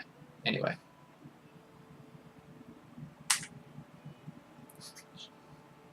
You actually didn't have the jab. The jab might have fucked you if you were, like, not careful. Because jab shine is, like, the same as dash attack, or just, like, doing the shine first. But they can actually DI out of the jab, so, like, it's a little bit scary to go for it. You're basically just adding an unnecessary layer for, like, a meaningless amount of percent. Just be careful. This actually would have been a pretty good spot to do a soft back air, too. So, shine, soft back air, if they DI in, down air, if they DI away, then, like, whatever. Instead, because the down air is very easy to avoid getting spiked by holding in on this down air, so basically you can kind of fuck them. Where, like, right here, they're like, oh shit, I'm about to get hit by down air, I have to hold in. And that's when you're like, okay, let me soft back air you. And if you hold in, then you're definitely going to get down air. So that's the first application for the soft back air down air shit. Moments like that. I would have liked to shine grab here. It just works. Especially at the high percents, shine grab becomes so much more valuable because, like, if you do laser shine grab and they get hit by the shine instead of the grab, then, like, it doesn't matter. They're at a high percent and, like, the hit stun lasts forever, so they're going to get hit by the back air anyway.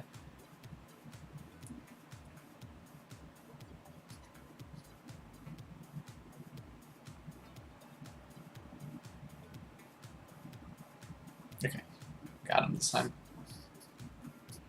Oh yeah, that happens. It happens. It's very easy to instinctively roll in a situation like this, so I don't blame you at all. A lot of people aren't ready to cover it, but Fernando was. Ooh, scary. Okay, you got held very risky down there, but it worked out. Yeah, here you're just being a little bit too scared, right? Again, once you see them double jump, that's your opportunity to put the punish right here, right? Instead of like now you're like really backing away, and now you're like, that's a really easy way to like lose a set. It's just like, yes, you have to stay outside the range. I'm sure like a lot of the stuff you probably have been like hearing me talk about like, oh, you need to stay outside the range of this, stay outside the range of this, be safe, be safe, be safe. But like, you also should be taking advantage of those opportunities. Like right there when you whiff, that should be an opening, right? And you should. And once you get an opening, like, even if you lose a combo, there are lots of situations where, like, you can really push forward and, like, take advantage. And that's why I keep talking about positioning, too, because there's lots of situations where, like, you might have lost a combo, but, like, by maintaining good positioning, you can still kind of, like, pressure them. And, like, you really do want to, like, be pressuring your opponent, as much as you can. But that's more, like, general game plan stuff, as opposed to, like, what I'm doing right now is I'm more so just going over situations and talking about them individually. But anyway, small spiel about that. Yeah, yeah, yeah. You have to wave dash down here. It's really because I know you probably wanted to wave land forward and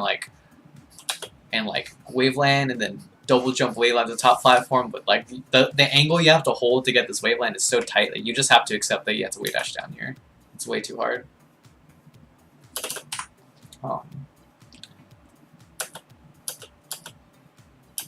Yeah, it's really hard to get anything off that down air. Is the only problem with this one. You might want to like full hop shine instead, but I don't know. That's hard. Okay. What do I want to do here? Back here. I actually would have liked a second back air here, I think. Like once I wave dash forward, just wave dash and just back air again. Especially the auto cancel. Like you'll be pretty safe from pretty much anything that he does, I think. Like I think you would only be scared of the option that he didn't pick it. Like you would only be scared if he like did a run up smash and even if he did run up smash, it would have beat the laser anyway. So you might as well do the back air, I think. Ugh. Alright, here you double jump, or you came up too early. You just shield drop, wait, then do rise back air. You just landed first.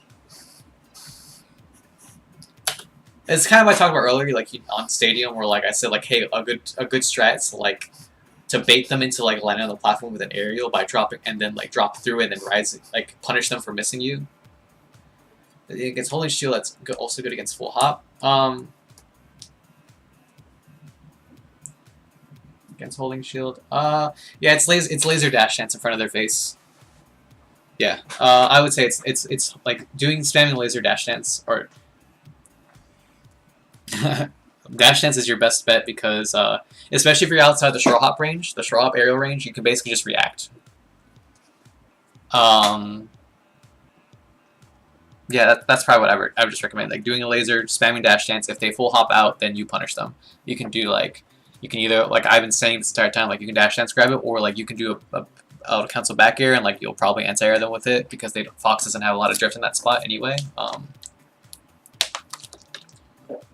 Again, it's laser dash dance almost 100%. I'm legally I cannot show feet. It is against Twitch rules.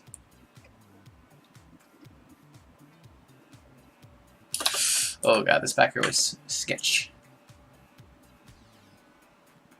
Yeah, lucky didn't matter.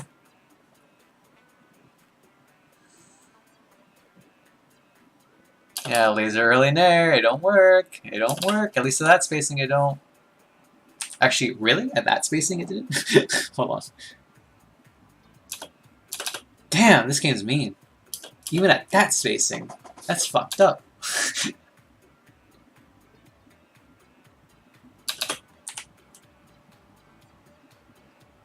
Yeah, early down there. He caught you rolling. Now he's pressuring you.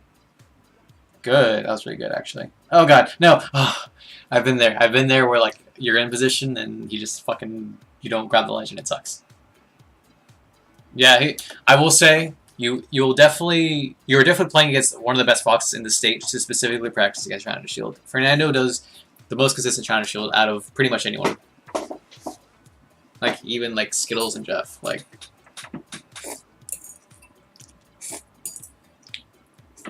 he's freakishly good. China Shield and like multi shines. Me too. But Fernando's on some shit.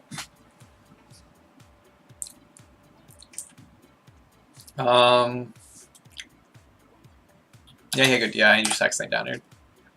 I'm not feeling up to it. I'm not feeling so good. Damn, he even got you on that China Shield too. Yeah, again, we talked about this earlier. That down air, you can't connect at this percent. It's just not. There's not enough hits done. Honestly, I didn't say this, but actually, you could just grab it. I don't know why I didn't suggest it the first time. When I get this down air, I actually grab.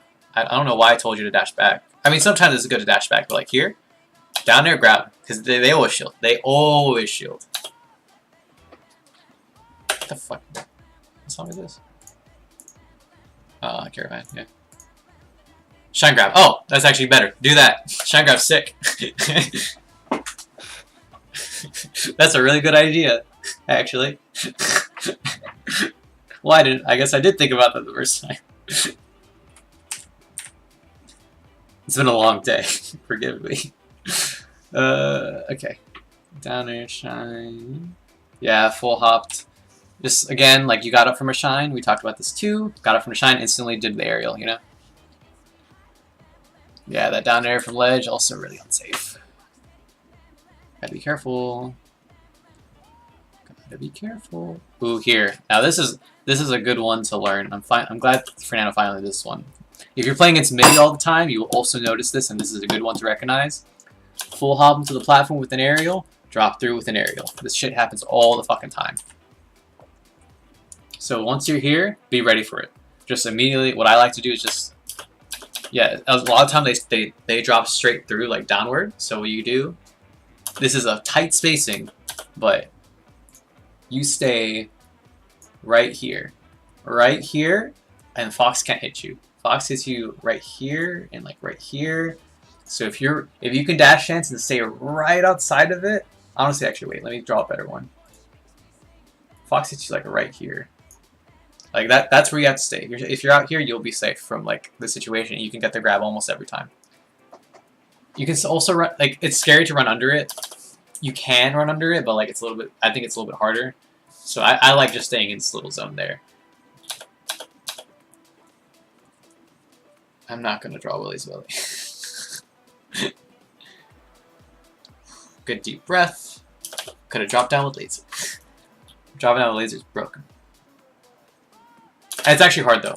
Doing the laser for this platform is hard because you have to drop, hold down, but don't fast fall, and then once you hold down past the top platform, then you turn around and laser, and that's hard. So I actually don't blame you for not doing the laser, but you can. It's possible, I guess. Oh no, laser in air, too lazy. He's gonna full hop. Look at that. Look at that. Oh, he could upgrade you. Laser. Oh wow. Wow. Yeah. No, your invincibility timing was okay. Your invincibility time was off in this one.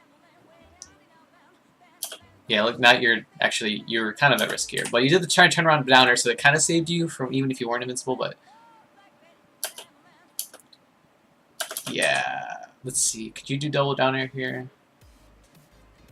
No, you can't. Actually, you can't do run off downer here. You're too slow, or it's Falco's too slow.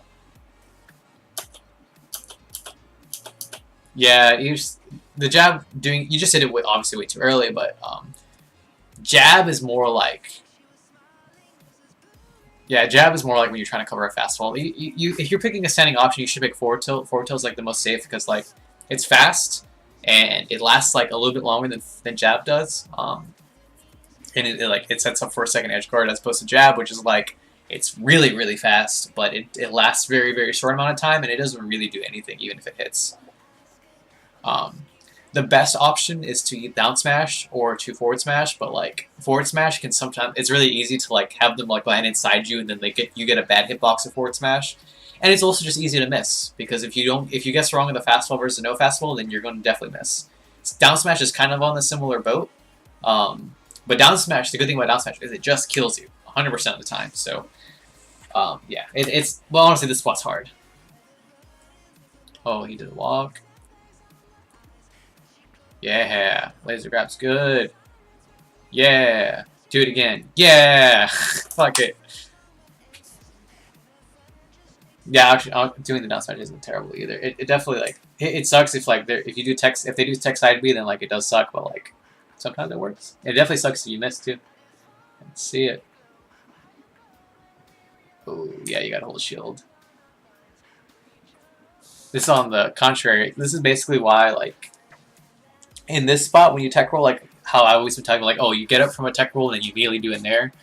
Honestly, a lot of time you do have to shield because like Fox can just close the gap so fucking quickly, and if they're ready, they're just gonna fucking be down your throat. You also could have crouch canceled this there, technically. You just shield instead of shining. Shine, down, shine. Shine, shine. Shine. Oh, you just wave dash. Yeah, okay. Small tip. Oh, that'll help your punish game a little bit. You got to pay attention to which side you land the shine on. If you're landing on the left side, that means you have to wave shine to the right. If you land on the right side, you got to wave shine to the left. You landed on the left here, and you wave shine to the left, and that's why he got sent that way, and you got sent this way. And that's why it's really hard to follow up on. If you pay really close attention, you will almost always be in position to follow that up. On the contrary, if you're DIing Falco combos, you have to pay attention to what side he lands on too, because that means if he lands to the left of you, you DI to the right. If he lands on the right of you, DI to the left, etc. That's how you get good DI. Instead of you don't have to react to the shine, you have to react to the positioning. It's a lot easier. So, quick tip. Yes. Oh, okay. Actually, right here. Up air, second up air, actually, I think. You do up air, you just keep doing up air until they DI away.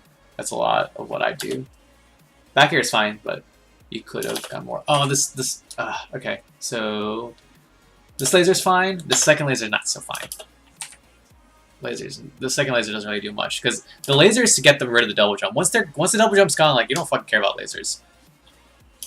Could have Shine Bear. Shine Bear is fine. But like the point is like a Shine Bear and a Bear in my head are like basically the same thing because it's about finishing the combo versus continuing the combo. All kids are queens. That's pedo. Like up air, shine back air is a good string, or like up air. The reason you keep doing up air,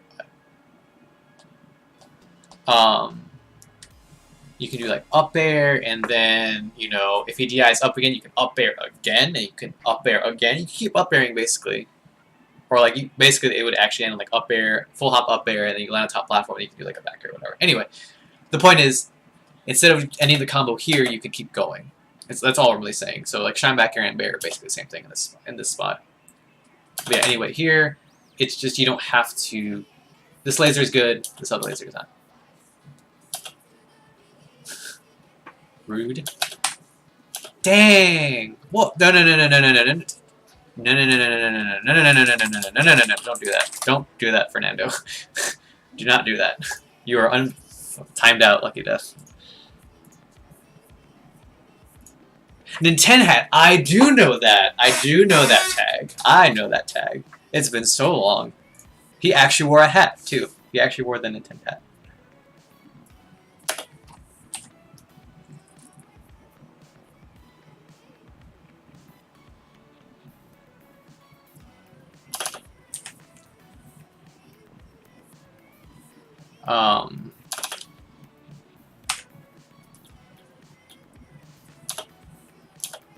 Yeah, this down air, only thing I can say is feels bad, man. Hey, if you're in the LCS, that's cool too. Yeah, once you see this air dodge, again, hard read shield. Just do the lay down air instead of the early down air. It's the only thing you really do. It's got scared. You just got scared. You got scared. Oh no. You're fine. Shorten. Dang. One more? No, you're done. Oh, you got rejected too. Dang.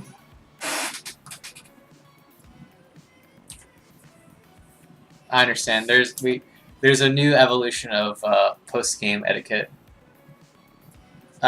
Someone did a thing. Thank you. I have my emails open. Why do I have my emails open? Thank you, Ostrich, for the follow.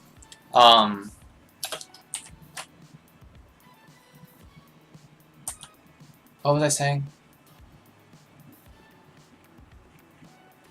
Oh, right. I was talking about post-tournament etiquette or post-game etiquette. It's like, it used to be like handshake if it's a really close set, and then fist bump everything else. But like, we're starting to move past towards like the fist bump for everything because fist bumping is more hygienic. Unfortunately, you came at right at the fucking end because I've been streaming for like 7.5 hours and I'm really tired. And this is actually literally the last thing that happens. Anyway, let's see. Where did you get scared again? Yeah, it's right here. Get hit by the falling back air, and yeah, it's basically like what happens when you're like really scared for anything to happen, right? It's like you get up from a tech, and instead of doing the immediate nair, you just immediately roll because you're scared, and it's like it's pretty normal. It's fucked up because the immediate nair and the roll in are both covered by the same dash back, so like it's basically the same idea where like you kind of just have to hold shield if like you're really scared, like right there you kind of just have to hold shield and be and like either they do the approaching nair and you can maybe do the shiny shield, or they do the wave dash back like he does here, and then you kind of just wait and shield, and like now you're stuck in the shield as Falco, and you're kind of in a bad position, but at least you're not dead. If you're really ready, like if you're hard reading them doing the wave dash back, or like the dash back is he's doing right now, you can just laser immediately instead of like having to wait and shield first and then like maybe getting fucked for it. It is just a tough position to be in, and like, you know, of course I don't blame you if it's game 5 last stock and like you just got hit by back air and I'm expecting you to not roll.